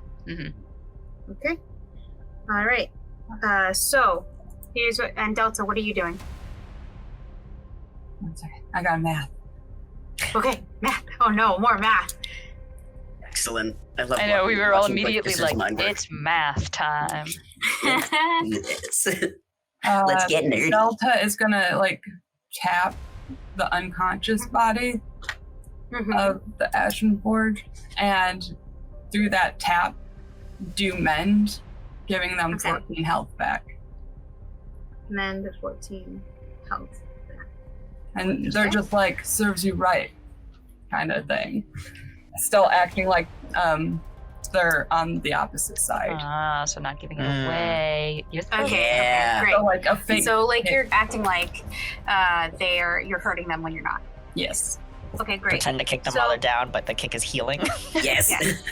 healing kick. So here's how this sort of lays out visually. This all happens within the span of like 30 seconds. So Amaryllis gets shot. Then we have Nerix firing the pistol at the person who shot her. And then we have Annie throwing a grenade and Edson casting a spell. And finally, what seems to be like the saving grace for this house, Serena, their one guard trying to drag Amaryllis away. And that is your surprise round. So I'm gonna do all the rolling for the surprise round because after that we'll be rolling initiative. So yeah, do me a favor, go ahead and let's go ahead and roll initiative now while I'm doing that. So it's a DC. Oh God! 11. My initiative rolls up in garbage. Okay, so the soldier failed, the Lorendi succeeded against your attack, Edson. What happens if they succeed? Do they take half damage? It's not damage. Do they take? All right, so they're slowed. Yeah, so the There's- one who failed is slowed. Okay, the one who failed is slowed. So and you said it's half their speed, correct? Half speed, -2 to AC, and dex saves. Can't use reactions. Can either only use an action or a bonus action. Cannot take more than one melee or ranged attack. Okay, great. Give me just one moment. There's like actually a lot. I had to do a double-sided index card for this one. Double-sided. Okay. Yeah. I kid Give you me just not. 1 second. I was rolling for fun, and I literally rolled 3 natural 20s. No. You used them all. Wow. You can't do that for fun. Yeah. Yeah. Okay, and this was yeah. on the basic soldier guy. All right, let's go ahead and move everyone into position here before we go. So you guys have all been brought over to this area over here. You're all here. See, Just moving stuff. sliding across the floor. Yeah, sliding across the floor. And then you've got. I prefer to slither. I see what you did there. Thank you. Let's see. Yeah, that's the one questioning. The Aetherwalker is here. And then we've got a few other people around here. You are surrounded by Zarina people, so it's very difficult to, Oh wait, were there more guards that we could have seen? So in this area? you are looking at 2 right now. As you walked in, you can tell that there are more than just these 2 here. I see. Because my spell, I can do anyone within a 40-foot cube of my original targets, up to 6 creatures. So up to 6 within 40 feet of them, I would also target it with my spell. Okay, give me one. Let's do this as a bonus round. Let's say you're focused on these 2 for now, and then the other guys haven't jumped into the fight yet. Okay. So let's not worry about them just yet. So you hit the soldier failed. You have their movement, so they can only move 15 feet for right now. Or rather their speed, which is, to me, it's the same. We could get into the weeds about it. It's okay. They're slower than they were before. And then they have a -2 to AC, it says here. So get that. And they cannot take reactions, right? Correct. So no reactions, and they can only do melee, right? And then Annie, They can take melee or range, but okay. if they have like an ability where they can take like 2 attacks per turn, they can only do 1. Okay, so they can only do 1 attack. They can't multi-attack. Annie, do me a favor and roll an athletics check for that grenade. Let's see where it ends up. Cool. And because of my feature, I get to use dexterity for that. Okay. 22. 22, amazing. So it goes, you're throwing it into this area here, like over here. We're at the Aetherwalker or at the... Aetherwalker. Okay, at the Aetherwalker, so... I want the Aetherwalker down. Cool, great, amazing. Yeah, so you see, like, as you cast the spell, by the way, the you can see the Aetherwalker sort of wave it away and look at you, Ed, like, well, that was annoying, kind of away. And then Annie hits her with a stun grenade. What does You're like, I'll show you annoying. I'm really good at annoying. Nothing more annoying than a I can 14-year-old. do annoying. Yes. Knocked out my headphones. Oh, that's okay. Oh, there it is. So they have to beat. They have to make their deck save and then make And a con save. Okay. Deck save is 15, con save is 13. Okay. 1 moment, please. Let me check.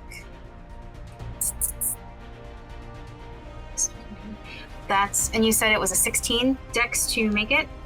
I believe so, yes. They failed, so Sick. now they have con to make save. their con save. Ooh, okay. That's a 14. They make it because it's a 13 con save. Okay, great. What does So that mean? so basically, what this says is if they make this throw, they won't become stunned. So you have not stunned Wait, but her. they failed the dex. So this grenade deals no damage. However, any target who fails their dexterity saving throw versus this grenade must then make a DC 13 Constitution saving throw or become stunned until the end of the next turn. Regardless, the way I throw it is deftly because it's an attack, so I'm going to do 3d6 damage with Yeah, the so throw just itself. go ahead and roll your damage.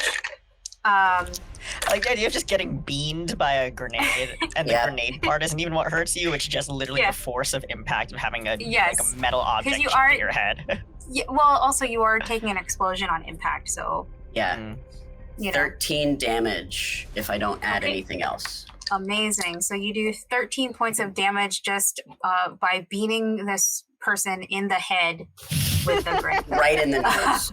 Right on the nose. All right, great. And I'm going to hide. Okay, and then you're gonna hide. And then Annie's like, I'm out, bye. Self-preservation, go. So as this happens, she waves away Ed's spell and is like, oh, that's annoying. And then turns around in time to get hit in the face by a stun grenade by Annie. The grenade goes off, does nothing, but she starts bleeding from the nose because it hit her that hard. That's not nothing. She looks pissed.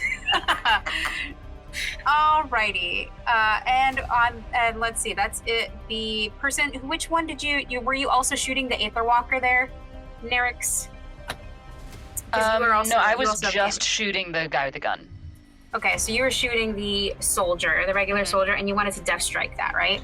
Yes. Okay, so go ahead and roll to attack. Okay. Roll for a ranged attack. That'll be a dirty 20. Okay, great. That hits. Okay, so I get to roll to roll 1d6 of piercing damage. 2. But I also get my 3d6s on top of it because it's a surprise attack. Right, exactly. Death strike. A 1 and a 1. So 4 bucks of Wait, damage. one more. I get one more. Oh God, okay. 3, so 7. So you shoot this man, but you actually act faster than your brain can like comprehend because it's so ingrained in your reflexes. And so what would normally have been a lethal shot turns into a shot that just grazes the guy's arm. Man, like I literally like Nerix like holds her gun down. And she's like, "Oh, losing my touch." So and like the guy like grabs his arm because it's still a graze, it's still hurt, but it's not something he can't recover from and can't continue to fight with. So he's like so he sees that. Did anyone else do anything that causes damage? Just the auto pistol and the stun grenade? Wait a minute, I might have had advantage. No, advantage doesn't work for damage. Never mind. I mean, you should have gotten like- advantage on the roll to hit because it was Yeah, but You got a dirty 20 to hit, so it's like I yeah. could have rolled a nat 20. At that, someone from the back hears, someone sounds the alarm. They raise the alarm, and you hear going, "The Cymbolis is here! The Cymbolis is here!" or something to that equivalent. That sounds super cool and amazing if my last 2 brain cells were functioning. But they raise the alarm. A group of soldiers begin rushing into the clearing to aid the people that you have confronted, and I will need everyone to roll initiative. Yep. I rolled a 21. It's a 9 plus 3. 12. Okay, so 21 for, I heard, was that Bookish? Yes. 1 for Delta. 12 for Annie. Delta. 21. 12 for Annie. Okay. We got 18 for Nerix. 18 for Nerix. 16 for Edson. 16 Edson. Okay. And then I've also got to roll for all my bad guys this time. Dang it. All right. That's a lot of D20s. Yeah, I did say this was the big battle, right? So. You did. I'm Kinda figured. for help. No, not yet. I think you're fine. All right. Alrighty. Oh, amazing. All right. Okay. So, let's see where you guys fit. So we've got Delta at 21. We've got... Oh, actually, no. It'll be Nerix at 18. And then Edson at 16. We've got the enemies here happening a bit. Maybe. I want to keep you on your toes, so I won't let you know for sure. The beanpole is hiding. The beanpole is hiding. Okay. Cool. Great. All right, that's everybody. So let's get this party started. I've got you all clustered together because you were, in essence, being dragged around together. So that's why Annie is hiding currently.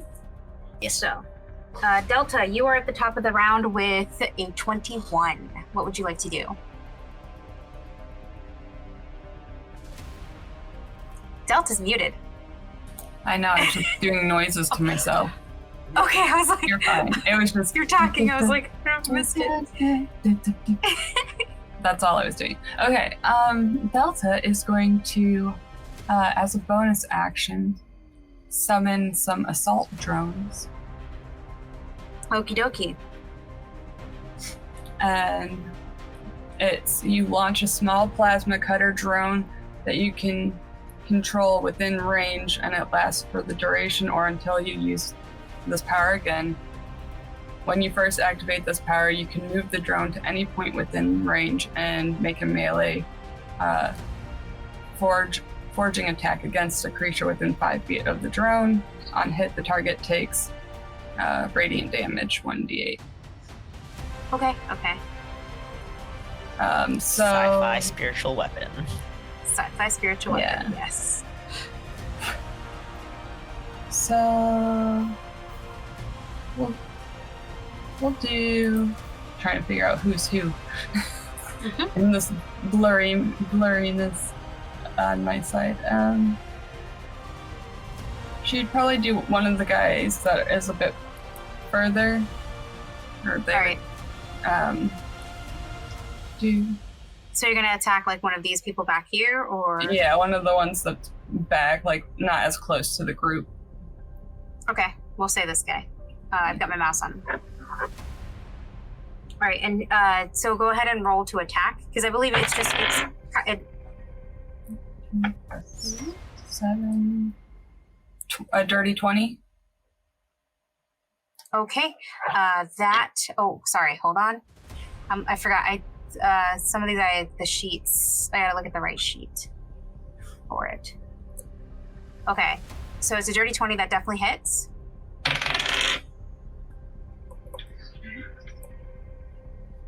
this.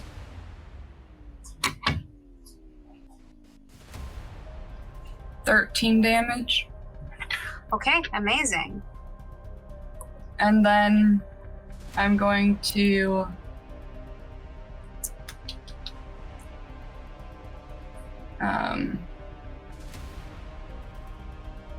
use my action to help up the one that got knocked, like fell down. Oh, One to that help the action forge? Up. Yeah. Yeah, use my action to help them up Mm-hmm. since I healed them and Yeah. what have you. She breathes deeply and like touches the part, like touches her torso where the bullet hit, and she looks at you and she says, "Thank you," and turns and looks back at her mistress, who is still unconscious.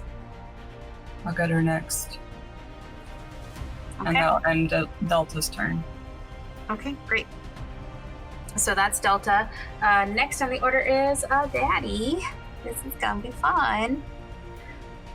Where did I put you? Not you. I think you're here. Yes, you are. So as you guys are trying to, have ambushed and they're surprising, another soldier begins to run towards you. And I'm going to use my movement to go 1, 2, 3, to put him here. There. And this guy looks like a transporter. He is going to come to you, Delta, because he sees what you're doing, and he clocks that you're helping and not hurting, and he says to you, "You aren't one of us, are you? Cymbolis dog," and attacks Smile, just wide grin, like eerie. Oh God, creepy. He's not shaken, and I believe he can multi-attack. It's the other two that were affected by. That's the thing. If we saw, I would have targeted anyone I could see coming in. Okay. I just didn't know that they were there. Yeah. Right, and because so- you didn't know that they were there. I'm gonna say he can still multi-attack. However, if you wanted to cast the spell again and do that, I only have 2 spell slots, so I can't do that. Is the thing. Warlocks, baby. Yeah. I'm sorry, Cybermancers, baby. But yeah. So we're gonna do that, and that means that Delta is gonna take some hits.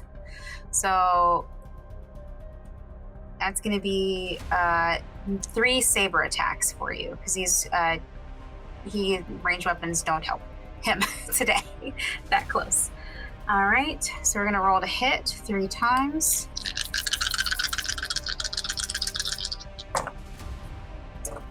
Let's see, that's 21, 22, and 24. Yes, to all of those. Okay. And let's see, that's gonna be a D8. Thank you, D8, for just popping right out. Oh, actually, that was the D10. Never mind. That's the D8. So you're gonna take. Okay, that's a 9 for the first one, an 8 for the second one, and an 8 for the third one. Open.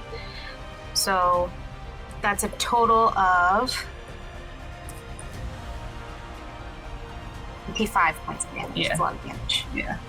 I was just getting ready to say 25. Okay. As I inhale my saliva, that's fine. It's because you got hit so many times with the sword. You got your kebabbed.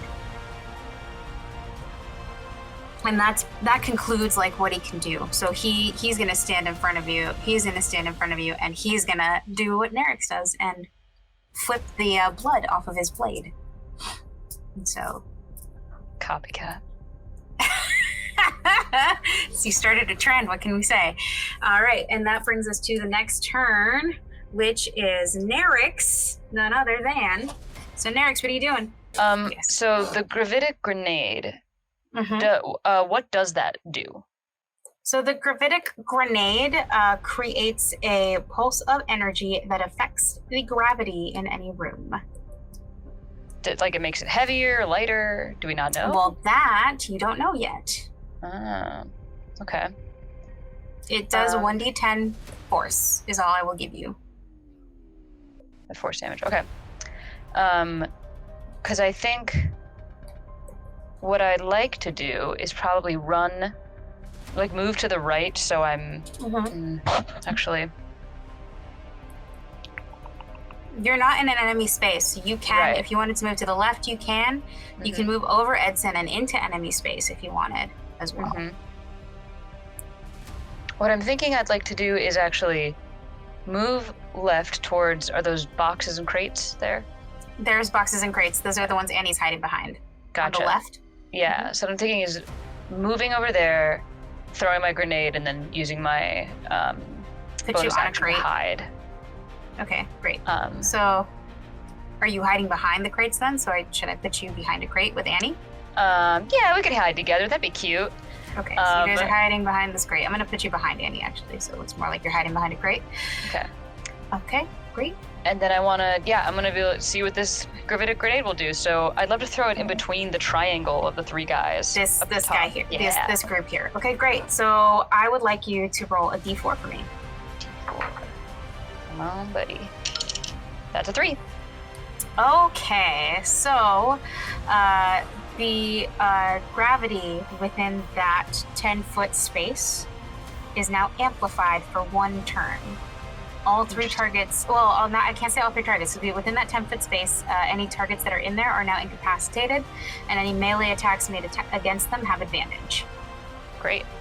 So, and the way I think you, in this 5-foot space, so 10 feet, you actually managed to hit all 3 of them. Yeah.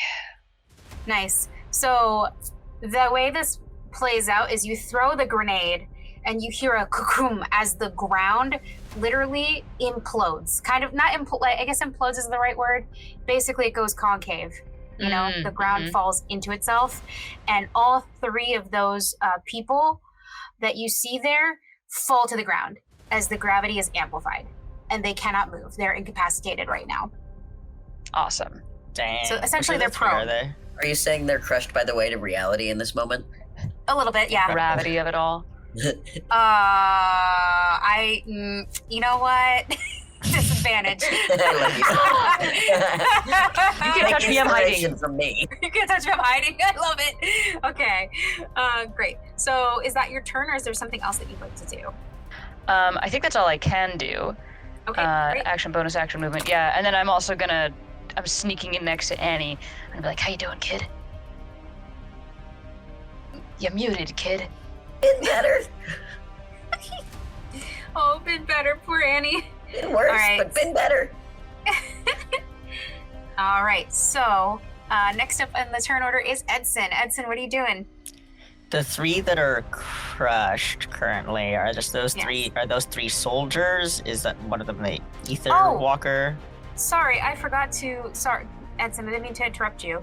I just realized I need you to roll 1d10 because they take force damage. Kristin. Oh, Nerix. Yeah, Yep, Nerix. I can do that. Where's my D10?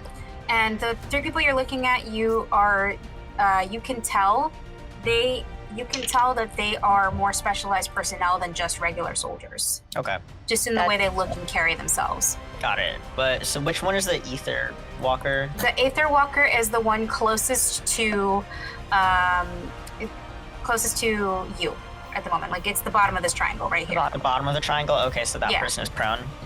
Yes, that person is prone at the moment. Excellent. And you go roll a 9. Oh, wow. Get him. Hell yeah. All right, let's go ahead. I'm going to just do a little math because we love math in this setting.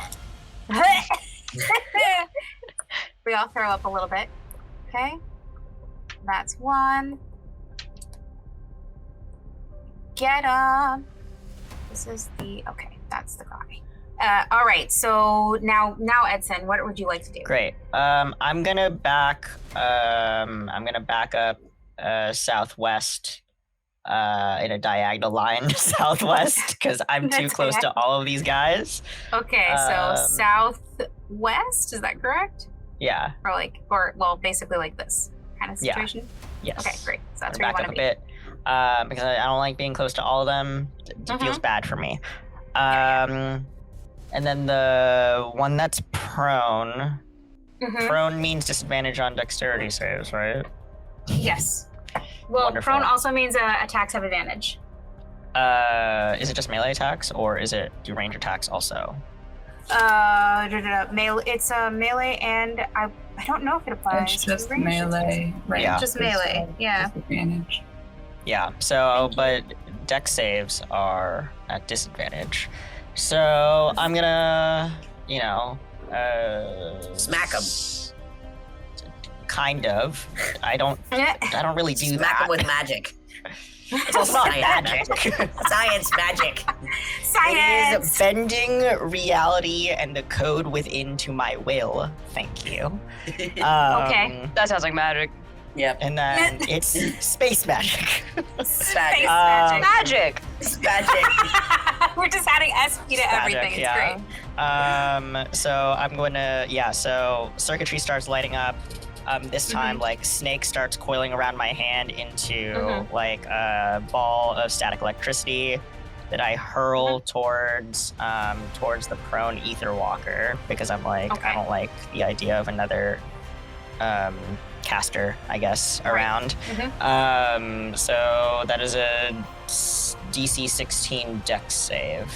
DC 16 dex save at disadvantage. Yes, and the one to the southeast of that, they're more than 5 feet apart from each other, right? Southeast, yeah, they're about 5 feet. They're about 5 feet, exactly. There's 1 square between them. Oh, if they are 5 feet, then are actually the which guy? This guy here? This guy? The cursor is invisible on my screen. Hold on. No, this one. I'm wiggling him. This guy? I just moved him. No, the one that is southeast of the ether walker. Okay. Those two are soldier. 5 feet. This guy. Yeah, the soldier and the ether walker are 5 feet from each other. Yeah, they're 5 feet from each other. Cool. for Then sure. I'll actually target both of them, because that's the Okay, soldier so I have targeting- slowed as well, right? Yeah, that's the soldier you slowed also, so Great, he has so they super both duper have disadvantage. I'm gonna roll for one and then the other. Perfect. Okay. Woo, okay. So the Ether Walker, you said it was a DC 16? Yes. The Ether Walker failed, Mm-hmm. gets hit, and the soldier, holy crap! The soldier actually made it with Wow. a 17! Congrats Double to soldier. 17s? That's I don't bananas. understand. Good for Yes, him, okay. honestly. But the ether walker will get 2d6 lightning damage. 2d6 lightning damage. So go ahead and roll for Yeah. damage. Max 6 damage, and max damage. 4, 10 damage. Still 10 good. 10 damage. Still good. All right. Let's take that off. The Ether Walker does not look good and is, in fact, she looks real pissed that she got taken by surprise and she's getting owned at the moment. Alrighty. So that's Edson. And now we have one of our baddies. However, our baddie is prone. So trying to get them, they're trying to get up. So that's going to take about half their movement to get up. And against their, like, in the enhanced gravity, they do make it up. And they make their way towards the person they can see. So that's, one. I think they're going to make their way towards Delta and Edson, because that's who they can see. Because my other two are hiding. Sorry. Nah, don't apologize. We You're do. doing the right thing. It's called It's tactics. what we do. Yes. So We're the let's. sneaky beebs. Yes, you're the sneaky beebs. Okay. Let me see.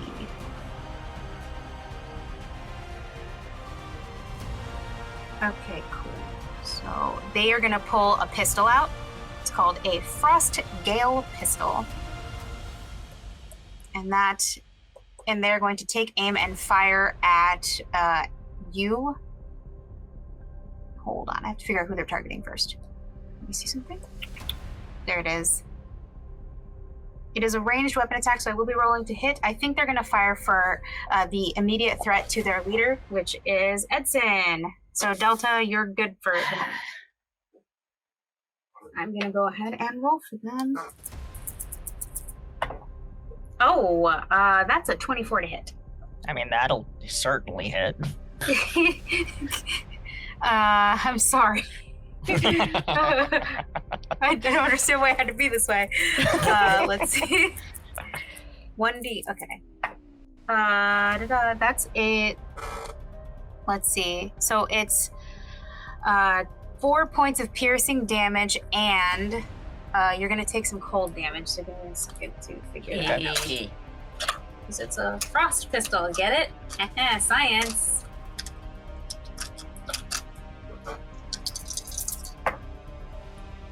Uh, 9 points of cold damage. 9 of cold. Okay. And then I will also need you to roll con. Yes, so that was a total of 14 points of damage, right? Yes. So I have to roll a And- concentration save on the other thing, too. Yes. Concentration save and a constitution save. Okay, cool. Concentration, yeah, that's a 16. We're good. And then constitution save as well. It's the same stats. Dirty 20 on the constitution. Okay. Cool. You feel cold sort of come over your circuits, and you're able to shake it off. So Frostbite with a Y. yeah, frostbite with a Y. Oh my god! All right. Dying. There it is. So There's my bad, one. It was good. That's your one. All right, and that is their turn. So from there, guess who gets to finally get up and be very pissed off? No. Yep, she's getting up. No, put her back down. Is it Mary? No, it's not Mary. Dang it. Mary's already up. Oh. I know you wish it was Mary, but it's I not. want it It's to our be favorite Mary. I little don't want it to Angie be the Aether. Cybermancer. She's the Aether Walker gets up and she's pissed. She's that. I want you to think of the Meredith from The Parent Trap. You know when they messed her. Like if you're familiar with The Parent Trap. When she wakes up on the inflatable when she raft. wakes up on the mattress in inflatable the raft, river. and she shakes herself off. She's pissed. That's kind of the vibe here. She's unhappy. She's not a happy She's camper. unhappy. She trains herself on Edson also, because again, Edson was a problem. You can't see the other two that are hiding, and Delta looks like a soldier. So at first glance, oh, they're just there. It's the other guy that caught on to what they're doing. So let me see. I hate working with specialists in the field. We're all like, I'm "Bye." just saying. Ooh, Bye. they have a lot. Okay, they have a lot of stuff. I have to figure out what I'm using. Okay. We didn't have a tank for this party, I'm noticing. No. Our Just a tank bunch is of in the squishy car. little guys. This is squishy little guys taking on some tankier people. This is great. I love We it. left the tank in the car. This was a bad decision. We can't He let is a tank. both of them, both siblings cannot be in the same dangerous place at once. It's security protocol. Fine, then I'll Okay. go back to the car. Let the tank come. Honestly, trade, yeah. So here's what happens. She decides to give you a taste of your own medicine, Edson, and cast Dark Conduit. No. No, that's just a prime On you. alteration talent. Yes, Fine, prime whatever. alteration talent. Fine. I was so angry. It's a game of I can do anything, you can do better for you guys. Well, I'm not gonna waste my counter form on a prime talent. The nerds are fighting. It's really funny. Oh my god. Let's see. Nerd so, fight. Nerd fight. It's literally because it's the one name I recognize sometimes. So let's see. So we're gonna choose a creature within range, and then range channeling attack against the creature to assail it with negative energy, and then you'll take 1d8 necrotic if it hits. Okay. And spell casting for them is, I want to say it's charisma, but I don't remember. It's intelligence. No, it's for intelligence. us. It's intelligence. It's intelligence. So that's a +7. So 17 to hit. That hits. All right. So you're going to take 1d8 and 1d8 necrotic, and you cannot regain hit points until the start of your next turn. Got it. So, it actually well, no, it doesn't matter for her. But I forgot. You should know that your damage increases by 1d8 when you reach 5th level. So you actually should be throwing 2d8. for Yes, yours. I've been throwing 2 Okay, for mine. Great. I wanted to make sure. You are gonna take 6 points of damage. Okay. Please. Ow. Yes. 6. And she feels like she has been she's justified now. She's done her thing, at least for now. She's done her thing. she's gotten up and used a portion of her movement the rest of her movement to kind of get out of that gravitic grenade zone. And that's it. That's her turn. So next up on the list is, more baddies. The other guy who got caught in that gravitic grenade is going to get up and also very pissed. They are going to go a-hunting. And I'm actually going to roll a perception check for them versus Nerix and Annie, your stealth. So go ahead and roll stealth for me.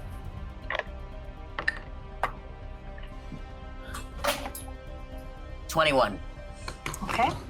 I crit failed, but I have a plus 10 to stealth, so That's 11. 11? Okay. All right. And let me just take a look at their. Okay. You heard my Oof. knees crack. Yeah, actually. So, and what did you roll, Annie? 21. 21. Okay, so Annie, you stay hidden, but the specialist catches. The specialist catches just a glimpse of Nerix. Is it your And- crochet needles? Maybe that was it. Maybe one of my crotchet needles they fell out of heard, my they heard pocket. your. Yeah, they saw one of your crotchet needles behind, like where the crates are, and that's a giveaway. So they move towards you. I'm gonna say their movement's half, right, for this? Oh no, that was a gravitic grenade, not the other thing. That was the other guy. Okay, great. So he actually, Annie, I'm gonna say he doesn't immediately see you to honor your 20.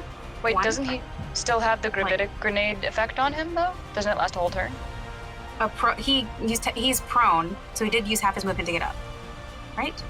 Or Is it wait, also Doesn't it it's also half change movement their to get movement up, speed? but also half oh yes, movement half. in You're the right, field, half movement so- speed. So he, instead of doing that, then we'll go 3 over there. Okay, and then so that's half. It's like 10 feet. So that'll be his turn. He's not going to attack yet. We'll retcon that and figure that out. All right, great. So you're safe for now, but he does know where you are, Nerix. All right. Or they don't. They know where you are, really. And let's see. That means it's Annie's turn. Annie, what are you doing? Annie's gonna come down like the hammer of justice on the guy who's threatening Nerix. That would be the guy that went behind a crate also. Oh, okay. So then, can I make it over to the Aether Walker? The Aether Walker is right in front of you. You should have no issue. Perfect. Then I'm gonna It's sneak not attack the. I'm gonna sneak attack the Aether Walker with wrist blades. Okay, great. Roll to attack. Ooh. 19 plus whatever. 19 plus whatever. What's the whatever? That definitely hits, but yeah.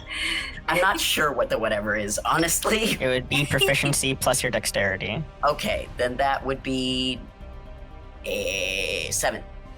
7. Okay. So yeah, that's definitely going to hit. We're gonna do 4 damage. Plus. Oh, big 4. Big 4. What do I add to my damage? 3d6 as 3d6. your You're going to roll death strike. 3d6s. Yep. No, I'm just like, do I add anything like plus? Also Your plus weapon your plus you do. dexterity. Oh, got it. Okay, so that would be 4, 4, 5, 13 plus 4. 17 total. 17. Okay. 17 plus the original 4 plus 4. 8. 17 plus 8. Okay. So 7 What's plus math? 8. 25. What's math? Or what is math? I don't know anymore either. You started saying numbers and my You just brain started listing doing numbers, the dread spiral, like the pinwheel of death on the Apple computer. Just stayed there forever. Sharing my pain. Okay, so here's how this goes down. You see, as goofy and as silly and as inept as Andy can come off, there is a reason that he is a member of the DeFranco family. And what happens is a perfect execution of an assassin's attack. Nerix, you would be proud watching this happen because Annie jumps onto a crate, jumps off the crate, and assaults the Aether Walker, and just really cuts into her deep. And it's so bad that she actually falls to one knee again. And before she can even look up, Annie's gone. Gone back to hiding. Yeah, hiding gone in back the into other- in a different space. Annie's gone. Annie's Tear hiding in a rolls different down space. Nerix's cheek. I want to get behind the guy hiding in the stacks. I Over want to get here? on the stack behind On the him. stacks, on the right there. Is that correct? I was thinking the row of things behind that. Here? Yes. Here? Okay, Yeah. great. So there, you're there. Awesome. Alrighty. Okay, that was Annie's turn, correct? That's everything you wanted to do? I think so. Yes. Okay, great. So we are now back. We're back to there's a bunch of people going right now, and I'm like, oh boy. All right. So now we've got our poor little guy whose speed has been halved, and thankfully he's within 5 feet of Delta. So that's who he's going to take aim at. And they are going to hit you with they're gonna levy up their short rifle and try to shoot at you, Delta. Delta's gonna try and do a reaction of Spiral Defender, Okay. which when it activates, the target's attack has disadvantage on its attack roll. So Okay, so you're imposing disadvantage? Yep. Okay, great. I will go ahead and roll that. Dude, okay, that is only a 6 to hit. misses. So the bullet whizzes by you, and also by Ed, and hits the wall. Miraculously. It wouldn't have hit you, Ed. It was just for flavor, but still. It just goes, just gesturing at no one. Does not know where the specialists are. Is like, Full-on stormtrooper. Oh God. Where did Okay. the specialists go? What is happening? I don't like working in the field. It's working in the I was field. told I wouldn't All have right. to do this shit. Nerix, this brings us down to our next. Wait, no, actually, not this guy. It's going to be Mary's turn. And Mary is going to grab Cat Leia and do her best to get her the hell out of Dodge. So she's basically going to drag this body into hiding, or at least over to these crates or not over to the crates. She's going to try to drag them out of combat range, basically. So she doesn't exactly have anything, any other prerogative other than to take herself and Cat Leia, out of danger's way. And she's going to be she's going to shield Cat Leia once they're by the wall and away from most of the active combat. That seems Okay. fair. Yeah. Well, now that Cat Leia is safe, we'll see what happens. Yeah. All right. And then that leaves me with this one guy here, our wonderful little soldier boy who's been back here the whole time and has just now found out there's a fight happening, who's going to come up behind Nerix and come at Nerix with a long blade attack. See, you also studied the blade. My name is Inigo Montoya. You killed my father. Prepare to die. I mean, it is you. You probably did kill their father, huh? Yeah. maybe. I have to look through my collection of God. trinkets and we can Yeah. decide. Oh God. Maybe Okay. It's like, is uncanny this your dodge. card? But your dad's. Was this Oh, your that's dad's? cocked. I gotta roll again. Was this your dad's? All right. Let's see. That is. Calculator. That's a 12 to hit. That does not hit. Oh, Because I have no. fancy new armor. Fancy new armor, and it says no. So he goes to hit you, and your armor actually kind of does you know how the Black Panther armor in the movie does that shimmery purple thing and absorbs the force of the blow? It kind of does that for you. Oh my gosh. I'm like, I I have can't to say tell it's Bendy how going good this to is. do anything with that. It's purely flavor, but that's what happens. So Mental note to tell Mendy about this later. Oh yeah, absolutely. Nerix is thrilled. Nerix looks at it and smiles oh my god, it works. oh my god. Okay, and that brings us back to the top of the order. Delta, what are you doing? Well, they moved the next person that Delta was going to heal, but Oh no! I'm sorry, I forgot you were healing. but how does everybody look team-wise?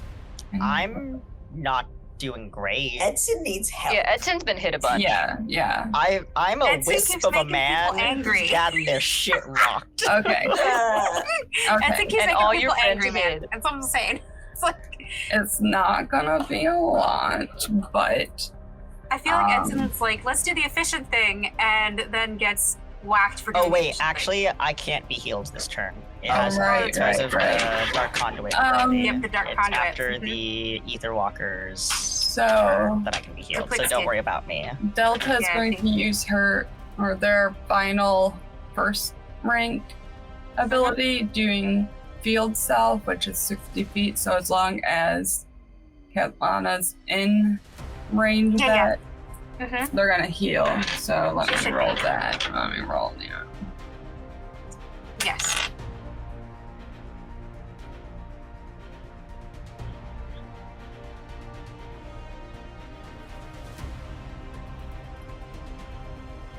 Okay, My brain is mathing. that's okay. Take your time.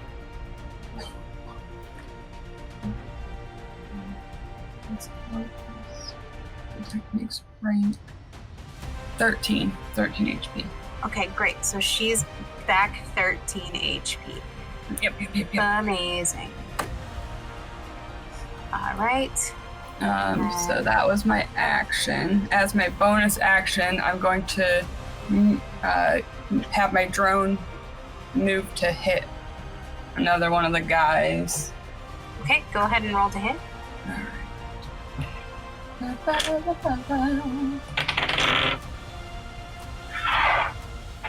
19 to a plus 7 is 19. Okay, great. That definitely hits. Okay. It's a D8 plus my forge ability modifier. So 5 plus 7. Get 12 damage. And which guy were you attacking again? Probably the same one. This guy? Yeah. I want that Aether Walker down. Probably the smart move, actually. But anyway. All right, so that is... Oh, that's this guy. All right, and how much damage did you do?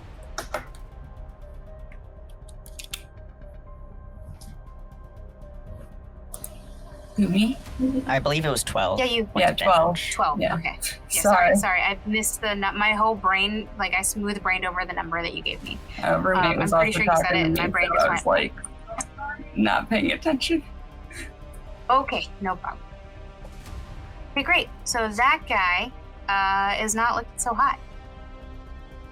All right, and then that brings us to this other guy who's right next to you. All right. And he's going to look at you and realize that you are the next threat, Delta. So let's go ahead and figure out what's happening here. They're gonna use... They're gonna use something called Cause Distraction. As a bonus action, they are going to target you, Delta, because you're within 30 feet. And if you can hear them, you have to succeed. I need you to roll a charisma throw. I would like you to roll a charisma saving throw, please.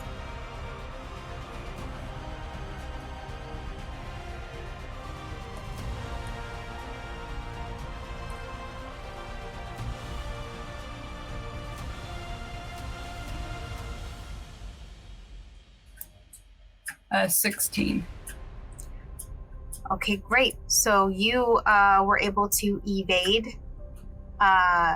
You were able to not be affected by it, the cause distraction. Essentially, the way this plays out is he yells at you like, "Soldier, what are you doing?" Blah blah blah. Like "Soldier, what are you doing? This can't be right," you know. And you don't ignore him because that's what you do. And so he's just going to Let's attack give you with the middle finger. That's pretty much how it works. He's just going to move into your area and attack you with a saber, flat out.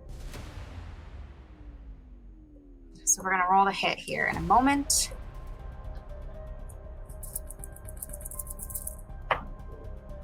Alrighty. That is a 19 to hit. It hits. Okay. So you take 8 points of piercing.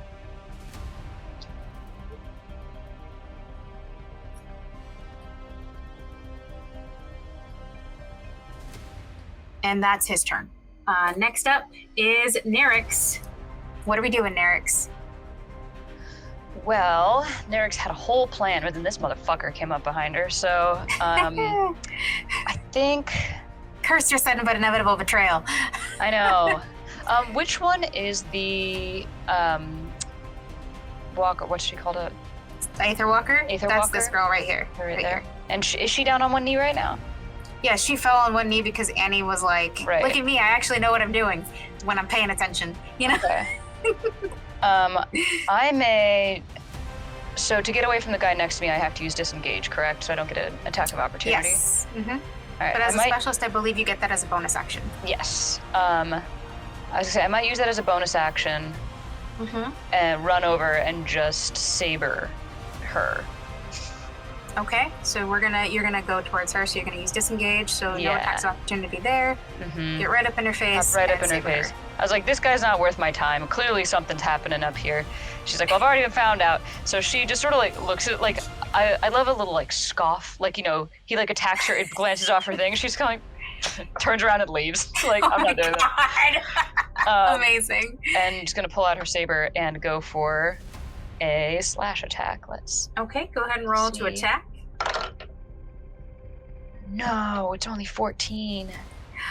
Okay, let's see if that makes it or not. One moment, please. How did I do that? Depends on how cybermancery. Yeah, they Yeah. are, right? Or pretty Uh, squishy. You said, and what did you say? What did you say the attack was? It's a Sorry, slash. No. I'm sorry. The roll to attack. Oh, 14. Oh yeah, you hit. I do? Holy shit. They're a caster. They're fucking very. Hell fluffy. yeah. So That's lucky. So I get to do 1d8 Roll for plus damage. 4. Yep. Hopefully this one rolls better. That's a 7 plus 4, so that'd be 11 slashing damage. Okay. Describe to me how you destroy this Cybermancer. Yes! Or, sorry, this Aether Walker.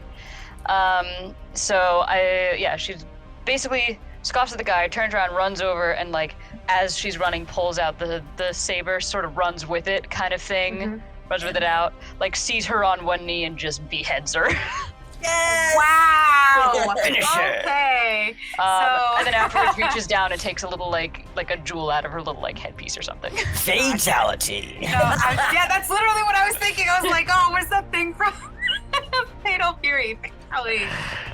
So what you see is Nerix run up, and all you see, like teacher, like student, and very effectively relieves the Aether Walker of their head, and it hits a crate and bounces off with an expression of surprise. How dare! So cool. But yes, I'm not going to go into too much detail because that would get too crazy. But that's pretty much what you see, and she is off the board. No more caster. All right.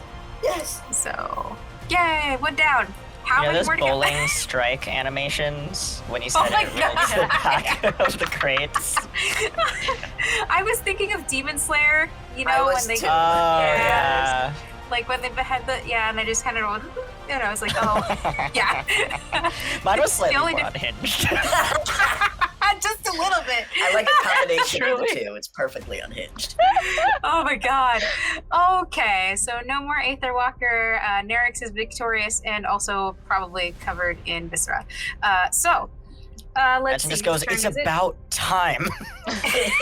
Sorry. Edson, I was it's your fucking up. turn. What do you want to do? Oh wait, it's my turn? Yes, it is. Well, I say that. I say it was about time. I shake out of that. Let's see.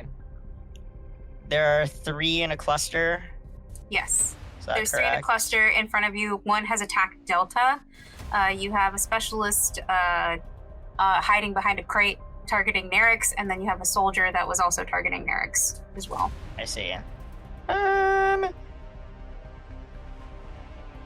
Protocol of fields combat. Take care of the healer. I'm going to target the 2 closest to Delta.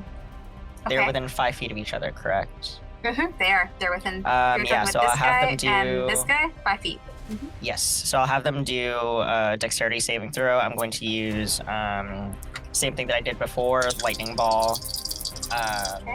My code coalesces into an orb that I then yeet at the 2 of them. Okay, so one of them does fail. The other one rolled a natural 20. Of course. So Fails takes 2d6 lightning. So the soldier is going to take 2d6 lightning. Go ahead and roll damage for me. That is 8 points of lightning damage. Okay. Cool.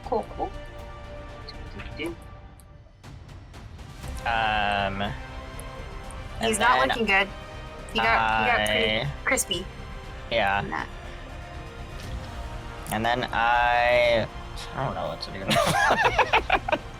You were targeting this other guy, right? Okay, so that's... Yeah, the other guy just shakes it off. He's like, whatever. Yeah, and none of them were the one who was slowed, right? Yes, actually you did hit the guy who was slowed. Oh, the one who was slowed. Okay, great. Yeah. That's all. Is there additional damage that is taken, or just... I don't think so. Let me see. -2 to dex saves. Can't use reactions. Blah blah blah blah. If they try to use powers, it doesn't seem like any of these people have powers. Mhm. That's Nope. it. I think that's it. Cool, great. So now it's the other guy's turn. And that guy sees you and does not like you. Mhm. So Oh, he's they gonna can make move- wisdom saves at the end of their turns to try Oh. and get out I of can it. make a wisdom save. Sorry, so, well, it's not his turn Forgot yet. about It's that. fine. Yeah. That's okay. We're just gonna say they were overwhelmed by your prowess. So this guy is gonna move in here. He's pissed. He looks from you to Nerix, and then gives a nod to the 2 people that he can see. The other person targeting Nerix and the other guy that was coming up behind her, as if to say, "I'm trusting her to you," and turns on Ed. So I Ed. simply think that you should look elsewhere. Have you considered Alright. the woman with the knives right behind you? He's gonna keep moving. Actually, he's gonna move himself between Delta and you, or Delta. Would that and be an you. attack of opportunity from Nerix for moving Actually, away from you know what? It Nerix? could be. It could be. Do you want to take an attack of opportunity? Yes, Roll to I attack. Do. Roll to attack. Get him. He's focused. That would be a 22 to hit. That definitely hits. Roll Okay. for damage. Well, I've already got the saber out, so might as well stick with that. All right, let's see. He just Stick him he with that. deigned to ignore you, Nerix. How dare? I know, I'm a little Like- insulted. You're the only one who's allowed to do that. That would be 12 slashing damage. Amazing. Okay. All right. So Can that be that like he comes up, like sort of like does the nod and like turns to go, and I'm like,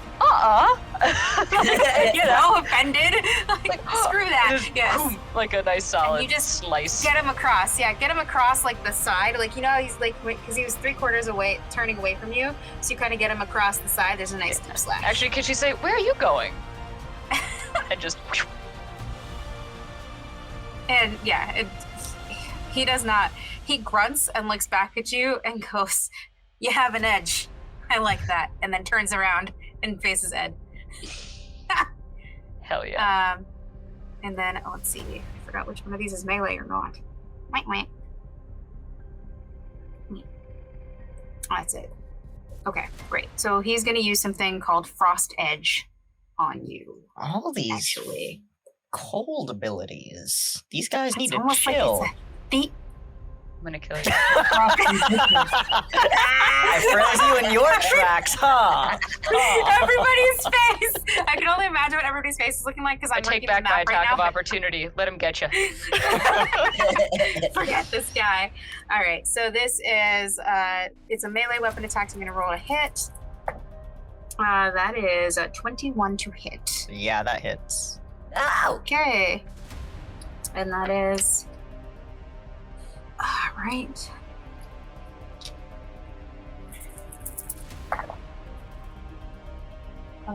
Okay, so that's 6 points of slashing plus 2d6 of cold. I'm also likely going to use my reaction data shift again. But I just Okay. need to know what the total is. So the total damage is 6 points of cold damage, and then 6 points of slashing. Okay, I take half, and then I teleport again to the weird glitch dissolve into the ether. Okay. I think that they're going to try to do a little bit. They're going to see that there's like a crowd forming around over here. And they're going to actually move towards. Can they see you, Edson? Are you hiding? I don't. I mean, if I'm in line of sight, yes, I Yeah, can my- take like an action or anything to hide. To hide. Okay, so he's going to move towards you and try to attack you. Well, actually, not even move that close towards you. He's going to actually try to move towards Mary and Cat Leia and essentially try to protect the package, as it were, and fire at range at you with his short rifle. Give me one moment to fire my short rifle. There it is.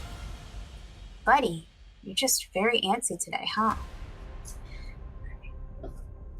I thought you were talking about the soldier for a second. No, I was definitely talking to the cat. Oh god. As a GM, Vixie has specifically chosen the emotional state of every single guard on the map. Yes. Listen, It's like what sometimes kind you of do day they're that. having. That's it. Okay, so that is an 11 to hit. It misses. Stormtrooper this shit. Yay! Look at you. The bullet whizzes by your head and hits the crate behind you. Ka-tunk, ka-tunk. Does nothing. That guy's it. That's all he's got. He's out. Wow. Okay, and that brings us to. Oh, actually, I forgot about Mary. So I think Mary is actually going to act in defense of her mistress, and is going to use an attack. Suplex this bastard. Well, she's gonna whip out a blade and try to slash at him. Gonna keep it simple, keep it small. So 10. And give me a moment to find the right stat sheet. You can whip out a blade, but can you blade out a whip? I don't think Food that's for the same. thought. I think that's the same. Although, Yes. yeah. Yes, I think you can. Took me a minute. Everybody was like, wait. Okay. Let me pull out my and microphone her- and whip and see. So that hits. So it hits her. It hits the other soldier person. So we're gonna roll for the damage. Sorry, I'm like pulling dice so I can roll for damage all at once and make this turn quick. Oh man, she rolled max damage almost, like one shy of max damage. Yeah. Got him. All right, that's a whew. Okay, so I just did all the math and I was like, oh well, fuck. Okay, so you guys, Edson, you're the closest, so you see Amaryllis's blade light up with elemental energy. You can see it lights up with this almost radiant glow as it lights up with celestial power. And you watch as she attacks this soldier and just finishes him off, the way that a brave knight might slay a dragon. Just 1, 2, 3 down, and that sentinel is no more. So that guy's gone.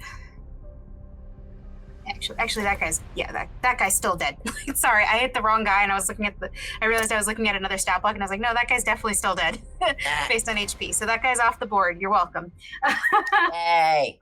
Yeah, so that's anybody else who happens to be looking in that direction can see it. It's just that Edson has the clearest eye view. So that's why I pointed him out, or them out specifically. Okay. So next, that brings us back to the top of the order. Delta, get that bread. You're being flanked at the moment, actually. So maybe don't get that bread. So is everyone within 60 feet of me? Ally-wise? Ally-wise, let me... Yeah, I want to say theoretically yes, but I'm gonna just do yes. Okay. I think the...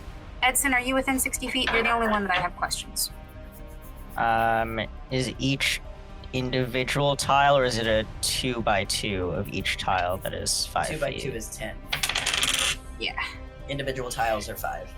Okay, Individual then tiles it might are be fine, out yeah. of range.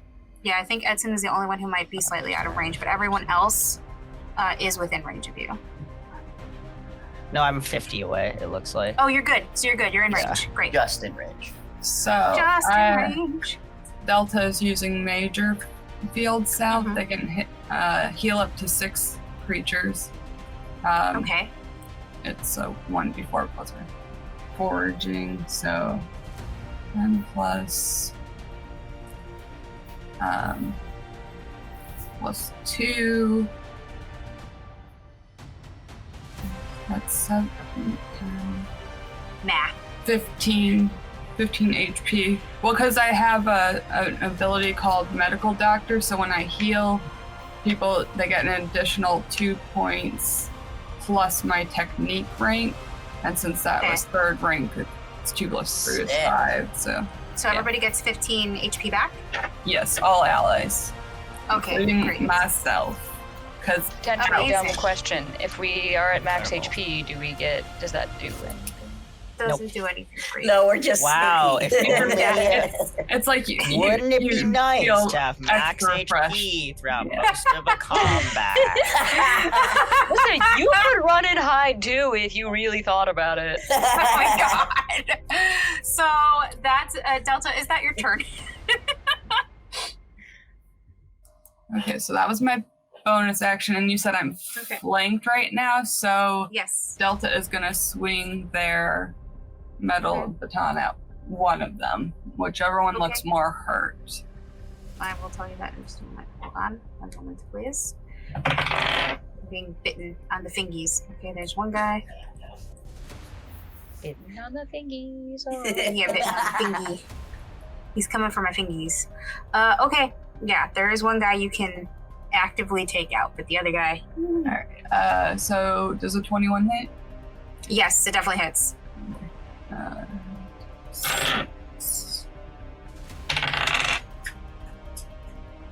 5 damage of bludgeoning. Okay, 5 bludgeoning. Yep. Okay. And that'll end Delta's turn because they're afraid to move. Okay. You roast one of the soldiers pretty much. They're not looking good. They're swaying a little bit. They are on their feet through sheer spite at this point. I'm not moving you, you're staying there. So that's this guy right here, if anybody is interested. The other guy looks great though, so be aware of that. And it's his turn. So he's going to, let me see what he can do. Pull this up. Alrighty. I have a kitten who is demanding my attention, so please excuse the ears in the screen if you happen to see them.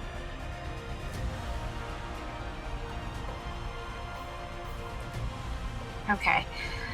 He is going to take as his bonus action, he is going to take the disengage and get out of flanking with you. Believe it or not. He is going for what he perceives to be the bigger threat, which is Nerix right now. And let's... I would say that's an accurate assessment. I was going to attack him. There you go. So, and he is going to attack you with a multi-attack. So he's going to make 3 attacks in a row against you. So that's 1, 2. We'll roll for each. Let's see. So, okay. Wow. Okay. So I believe, let me see what, he's going to attack you with a saber. So that's 2 13s and a 25. Well, the 25 definitely hits, but the 13s do not. Okay, great. So let's go ahead and roll damage for the last attack. So it's you managed to nimbly dodge out of the way of the first two, but the last one catches you by surprise. And that's the one that does some damage. Okay. And you're gonna take 8 points of piercing. I have my uncanny dodge reaction, which halves damage from any seen attacker, so that would go down to 4. Okay, so you take 4 points of piercing. Roger that. Okay, and that is their turn, bringing it to Nerix. Nerix, do you have anything else to add to this conversation? Yeah. Well, okay, so the one that's to the left of Delta is not looking great, right? Yeah, this guy's attacking you, and That's then this one, me. this guy's the one that looks like shit. This guy's probably peeing his pants, and we don't know anything about that guy yet. Okay. Gonna give Annie a look that's sort of like, you got this one, right? And then probably go for, well, let's see. I might use, so it's similar to, actually, I take it back, because I would like to do similar to what I did last time, where I like jumped up on Delta's shoulders. I'm actually gonna do that with Annie this time. Okay. All right. So that I can use Deft Strike on the guy between us. So jump on any soldiers. Played some kind of acrobatic shit, little family acrobatics to so I can do extra damage to the guy that's right by Annie. Sounds good. I moved you to equate the jump on the head. Thank you. And let me roll to hit. Does a 24 hit? Definitely hits. Okay. So I'm going to 2-weapon. I'll do short blade and combat knife. Okay. So short blade is a d6 plus 4. So that'd be 5 plus 4. That's 9 piercing. Okay. And then, are you using Death Strike? With Death Strike, I'll get 3 more d6s. Yes, correct. Of damage. So plus another 6 damage, plus another 2, so plus 8 total. So Okay. What was the first one that I did? 9. Yeah, 9 plus 8, so we're at 17, and then I still have to do my combat knife, which is a d4. You have to roll to hit separately. They have to roll hit separately, so yes. So 17 damage there. Yeah, I got 17 damage. I got that logged. And then does a 21 hit? Definitely hits. Okay. So then you can tell that their AC is only can go so high. Zarina doesn't really invest in armor. So then that's another 7 damage of piercing. Okay, all these weapons, 7? They don't have armor? At least not for them. So I think for flavor for this part, maybe I sort of look at, oh my god, I'm really short. Okay, so I look at Annie and I go, throw me. Okay. And so I'm gonna dive under because we were between, like the operative was between us. I'm gonna dive under their legs, zoom over to Annie. Annie can pick me up, throw me in the air, then I'm gonna land with a bunch of knives and go on my way down on the guy. Oh my god, okay, great, amazing. So just got cheerleader tossed into violent combat. Fantastic. Okay. And now it is Edson's turn. Edson, what are you doing? Which guys look the worst? This guy right here next to Delta looks like ass. Ass. Okay, but is he injured? They're a real donkey, yeah. There's like a donkey species. Oh god, he's so rude. There is one in Beast World, actually, so let's not make too much fun of it too Also hard. played by Eddie Murphy. Second played is by Eddie very Murphy funny. joke of I the day. can't. Yes! Again, the budget. Where's our Eddie Murphy budget? Right? We need Right. the Eddie Murphy budget. Ugh. Is the one that Oof. Narek stabbed also not looking good? Just now? The one... Yes, they are also hurting. Got it. Not hurting as much as the other guy, though. Like, this guy is, like, swaying on... This guy's swaying on his feet. This guy is looking busted, but still Okay. determined to fuck shit Alright. up. I'll shoot. I'll fire off my 2 sprite beams. So Okay. my digital snakes. But I'm gonna separate the 2. Okay? So one at the guy by Delta and the one that Narek's just stabbed. Okie dokie. So, So one the of the guy... first one, yeah, the first This one. guy and this guy. Yes. I'll roll for the one by Delta first. Mm-hmm. That is 13 plus 8 to hit 21. That hits. All right, so for that guy, 1d10. Yeah, d10. There you go. Ooh, that is 9 points of force damage on that one. Okay, great. So 9 points of force damage. Just the 9? Alright. Yeah, for that one guy. Okay, great. And then the other guy, that is a 19 plus 8 to hit, which I Okay. assume hits. Yes, it does. You're correct. And that is 6 points of force damage to the other guy. Woof. That guy actually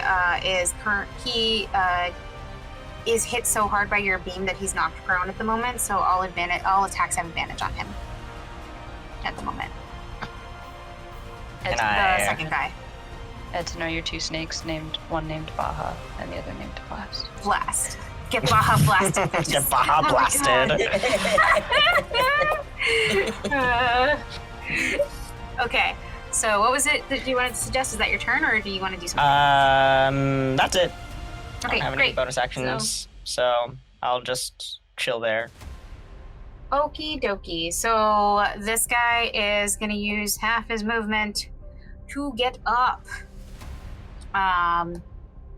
But yeah, and he looks at you, Delta, and looks at Ed. And he tries to grab you, Delta. Bold. So it's going to be a contested athletics check for this. Be like, where's the consent, man? Where's the consent? For real. Mhm. Can't just go around grabbing people. Natural 20. Yes! Amazing. Versus, wow, they, yeah, Get you, the fuck out of here. you push him away and back on his ass, and that's his turn, pretty much, because that's all the thing. That's the only thing he has. Oh, but he strength sat to up do. and you just pushed him back down on the ground. Like, nope. Stay. Stay. Stay. No. He's not doing well. It was a desperate move and it did not work. All right, back to the operative. Looking at Annie and Nerix, they're gonna attack you, but they want to attack you, but they're actually going to. So yeah, they are going to try to get away from you, Annie, which is going to incur an attack of opportunity. Cool. And try to back away. Do I still get advantage? Oh no, I only get advantage if they try to hit me and miss. Got it. Yes. They didn't try to hit you. They're trying to get away from you. So they're trying to back away and get put distance between you guys and them. I got a dirty 20 to hit. Okay, you hit him.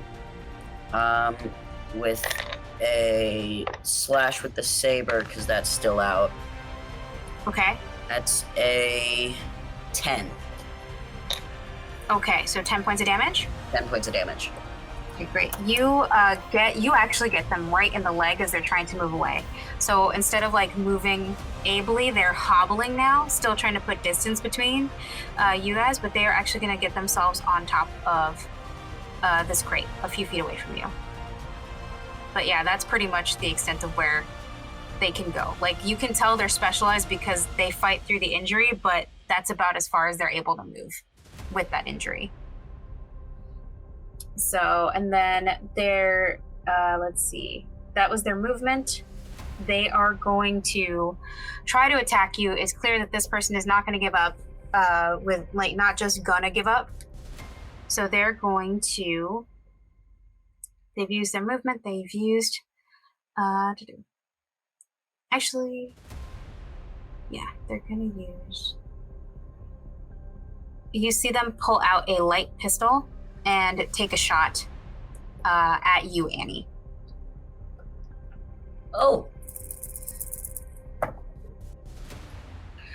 But they're in so much pain. Let me take a look at your character sheet quickly.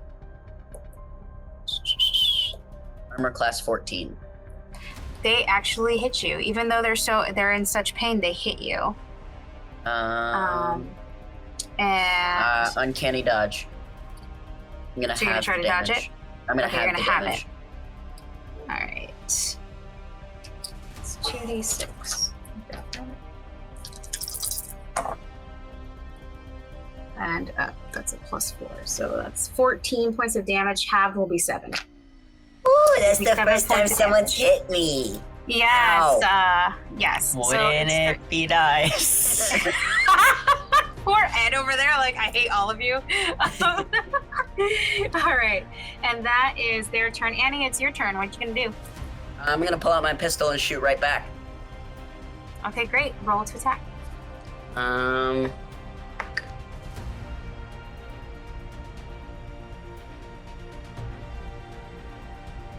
Why can't I do math? It's a dirty 20.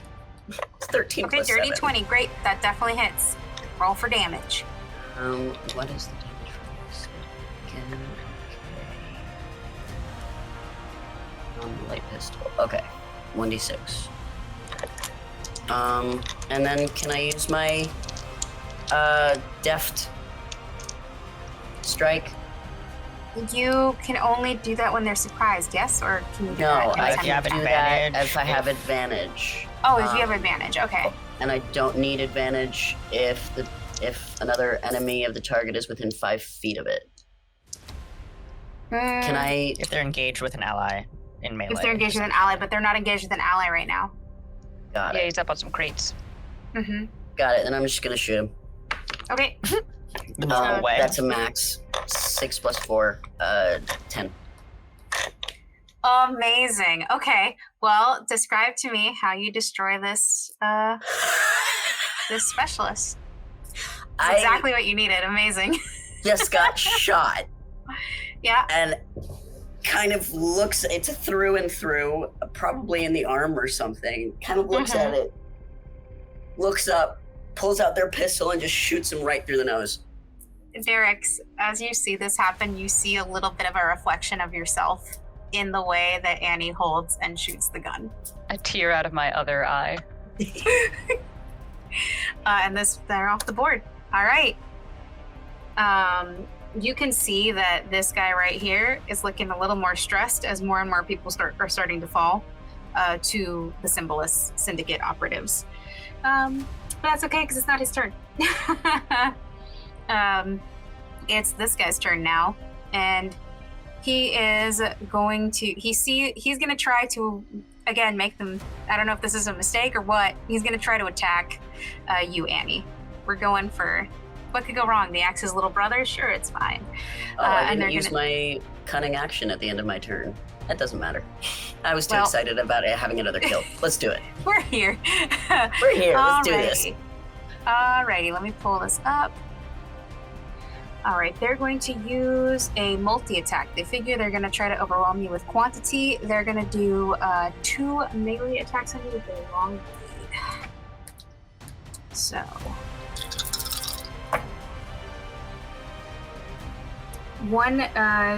both of these miss. They go wide. They don't strike you at all. Whoa. So you were able to nimbly dodge out of the way of the soldier's attacks, and Dougie's even happy that you did. Good job. But yeah, that's it. That's all he's got. And then the other guy's dead, so it doesn't matter. And then we're back to the top of the order with Delta. Delta, what would you like to do?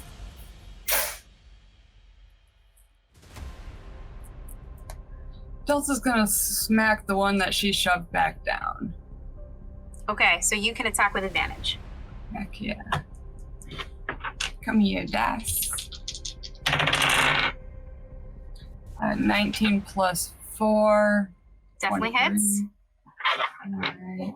Roll for damage. 6. A whopping 3.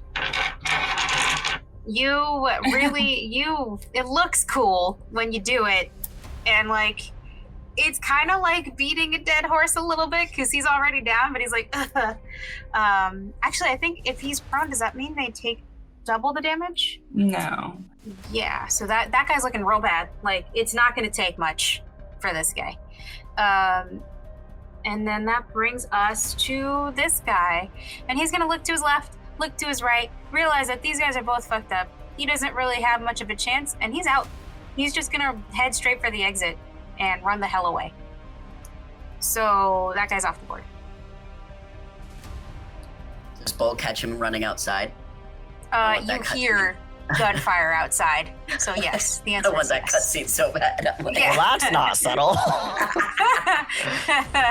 I think someone's getting impatient outside, and they're doing their best, okay?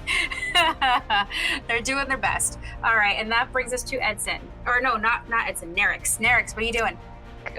Good. I have a quick technical question, Sure. which is what I was trying to look up earlier. I have an action called Trigger Device, Okay. which allows me to like activate a device within a certain range. That's like an easily Okay. activated thing, usually like a switch or a trigger. Okay.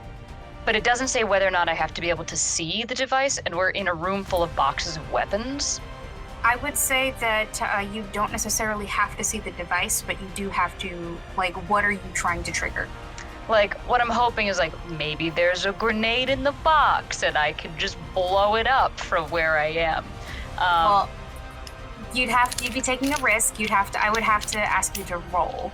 Right. Like, that would 'Cause be I'm- a box of doom roll, because the DC on that's going to be real high.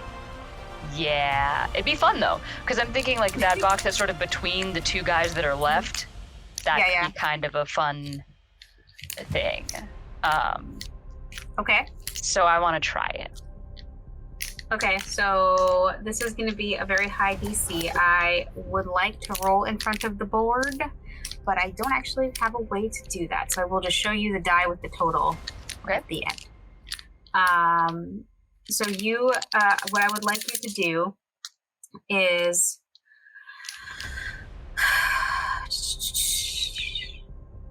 this is difficult because you have to figure out what's in the box. You have to think about what's in the box. Yeah. I mean, if it's not It's possible, also then I can. it's also just only stab a some prime folks. talent. It's a little bit difficult. It's Mhm. a low. It's a Oh, low. it is a prime talent. It's just a prime Yeah, talent. So it might not even work. If it doesn't You even work, also still have a grenade, though. Don't we still have grenades? I already like used that? You mine, want- but that's okay. I can just stab everybody till they're dead.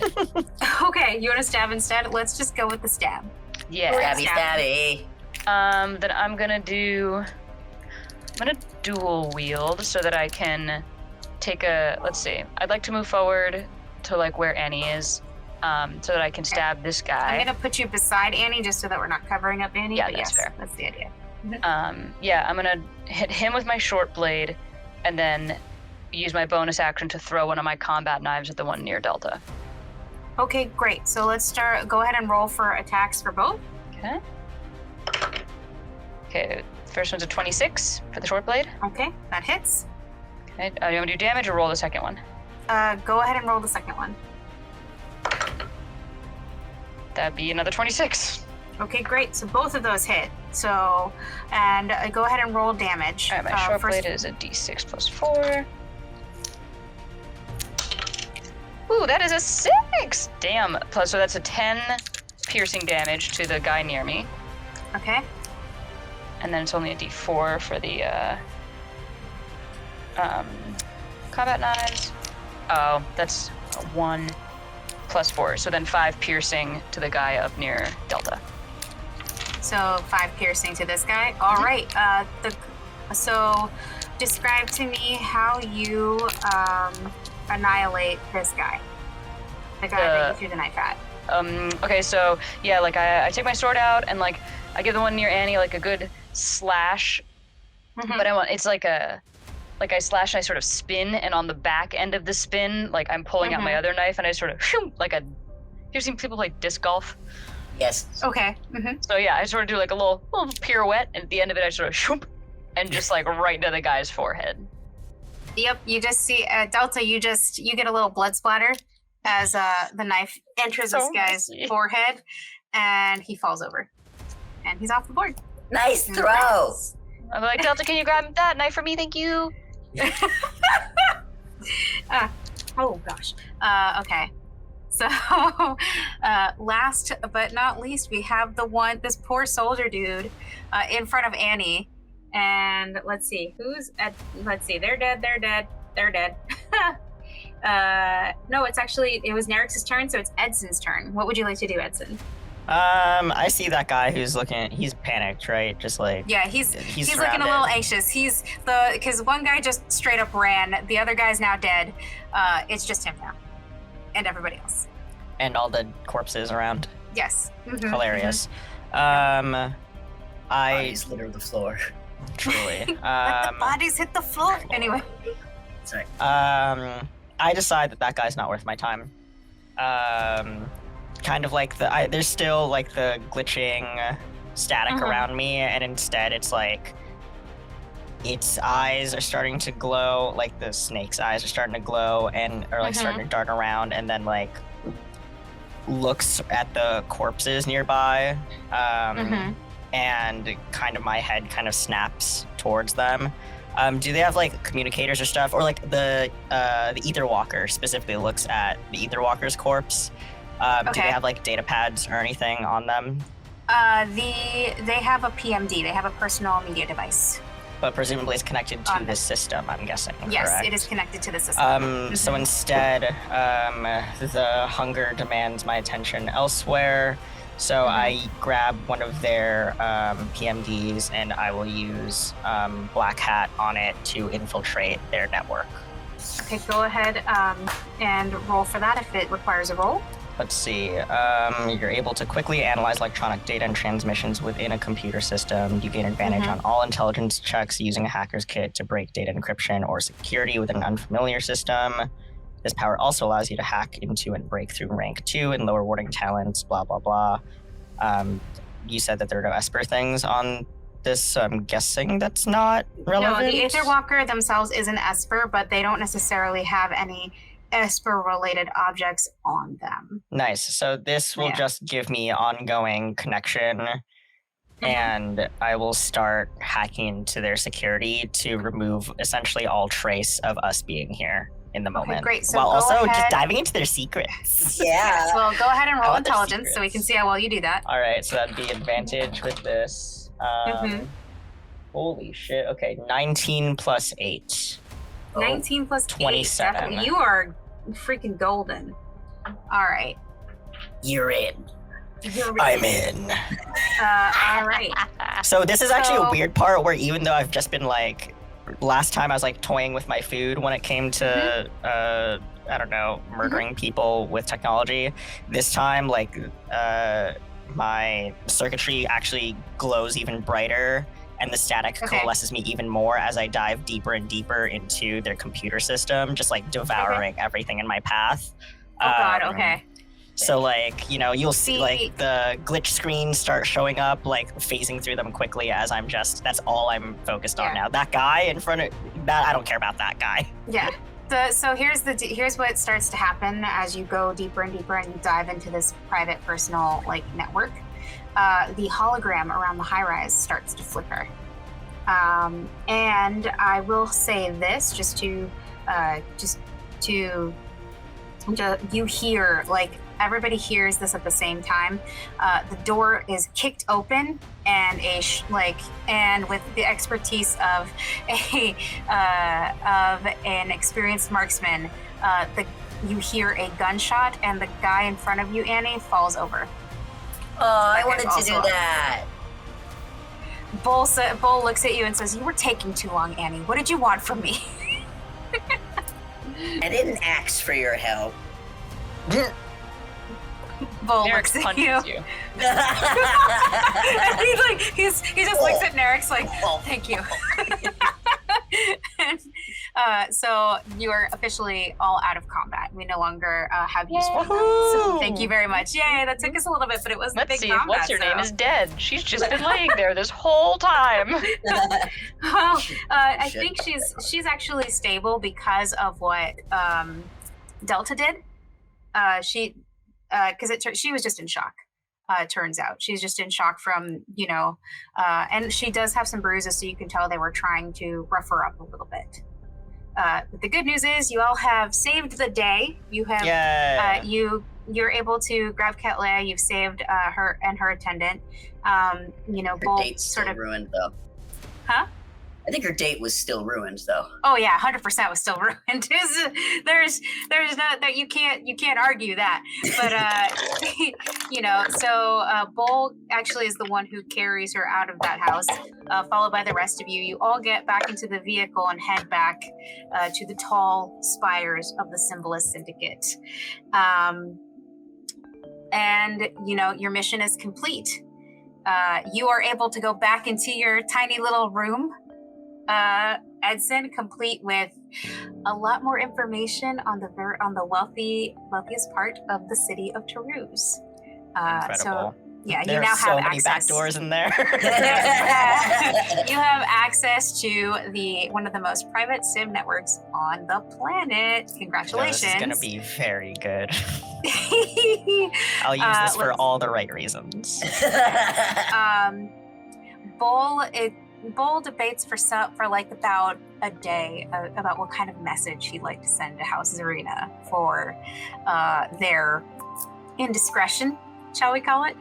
And you guys don't really hear anything about this until the next day, when you find out that the head of House Zarina's body was found in front of the warehouse, as well as the other guy that tried to run away. Oh yeah. As examples. And you, given how they were killed, you are aware that Bull probably did that personally. He wasn't too happy about what happened to begin with, and so because as it turns out, and you're able to find this out later, Edson, once you dove deeper and you actually were able to gain access to House Zarina's records within the warehouse. House Zarina wasn't happy working with the Dowager. And when they heard about the potential marriage match between the Cymbolis Syndicate and Nader Song Corps, which is her group, Nader Song Corporation, they plotted to use that incident to start a war they were poised to win. They started stocking up on weapons and had been beefing up their ranks, hoping to catch both Nader Song and the Cymbolis Syndicate by surprise. Essentially, while both factions were fighting each other, they were going to swoop in and fill the void. Which is why that wonderful message was sent, as if to say, you came for the smoke, here it is, here's the fire, instead, that's what happened. And the Dowager was in fact able to speak to her daughter, and you were able to successfully avert a catastrophe, which was wonderful. Nerix, you were able to go on a little bit of a vacation if you wanted, and Annie's 15th birthday came, so everybody was there to celebrate, which is awesome. My dress looked great. Yes, your dress looked amazing. Delta wore their best best version of the Get Poked shirt. But yes, and I lost it again. There's no system behind it. There's no system. There's It's no completely pattern. unpredictable.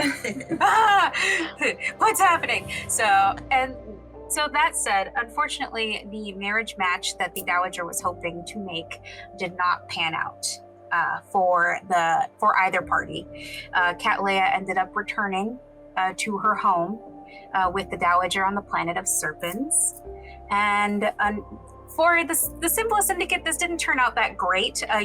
It ended in a little bit of animosity between the factions, but not enough to start a war. Just when they see each other, they go, But for the most part, things ended up becoming relatively quiet for you guys. You're not almost boring, one would say, at least for Annie, who turned 15 and then nothing super amazing happened for them. But you were asked to monitor the security systems with Edson. for a while, Annie, just to, kind of learn the ropes. And the year that you turned 16 was when you got a funny little message for Bull. Did you? I went in his place. Yeah. Well, I was going to ask, did you open it? Oh yeah. I wonder if you did. Oh yeah. Yes, and you hear a very familiar audio come across the board about a specific directive, and that is where we will be ending our Euphorium Sands of Chaos one-shot. Woo! I hope everybody had fun on this ride. Thank you so much for coming with us. This was a blast. A huge thank you to all the players at our table. Kristin, Lyn, Bex, and Bookish, thank you so much for being here. You guys gave so much to the table, and I'm so happy we were able to play this through together. Alrighty, and that said, thank you for joining us. Have a wonderful night, everybody. Bye-bye.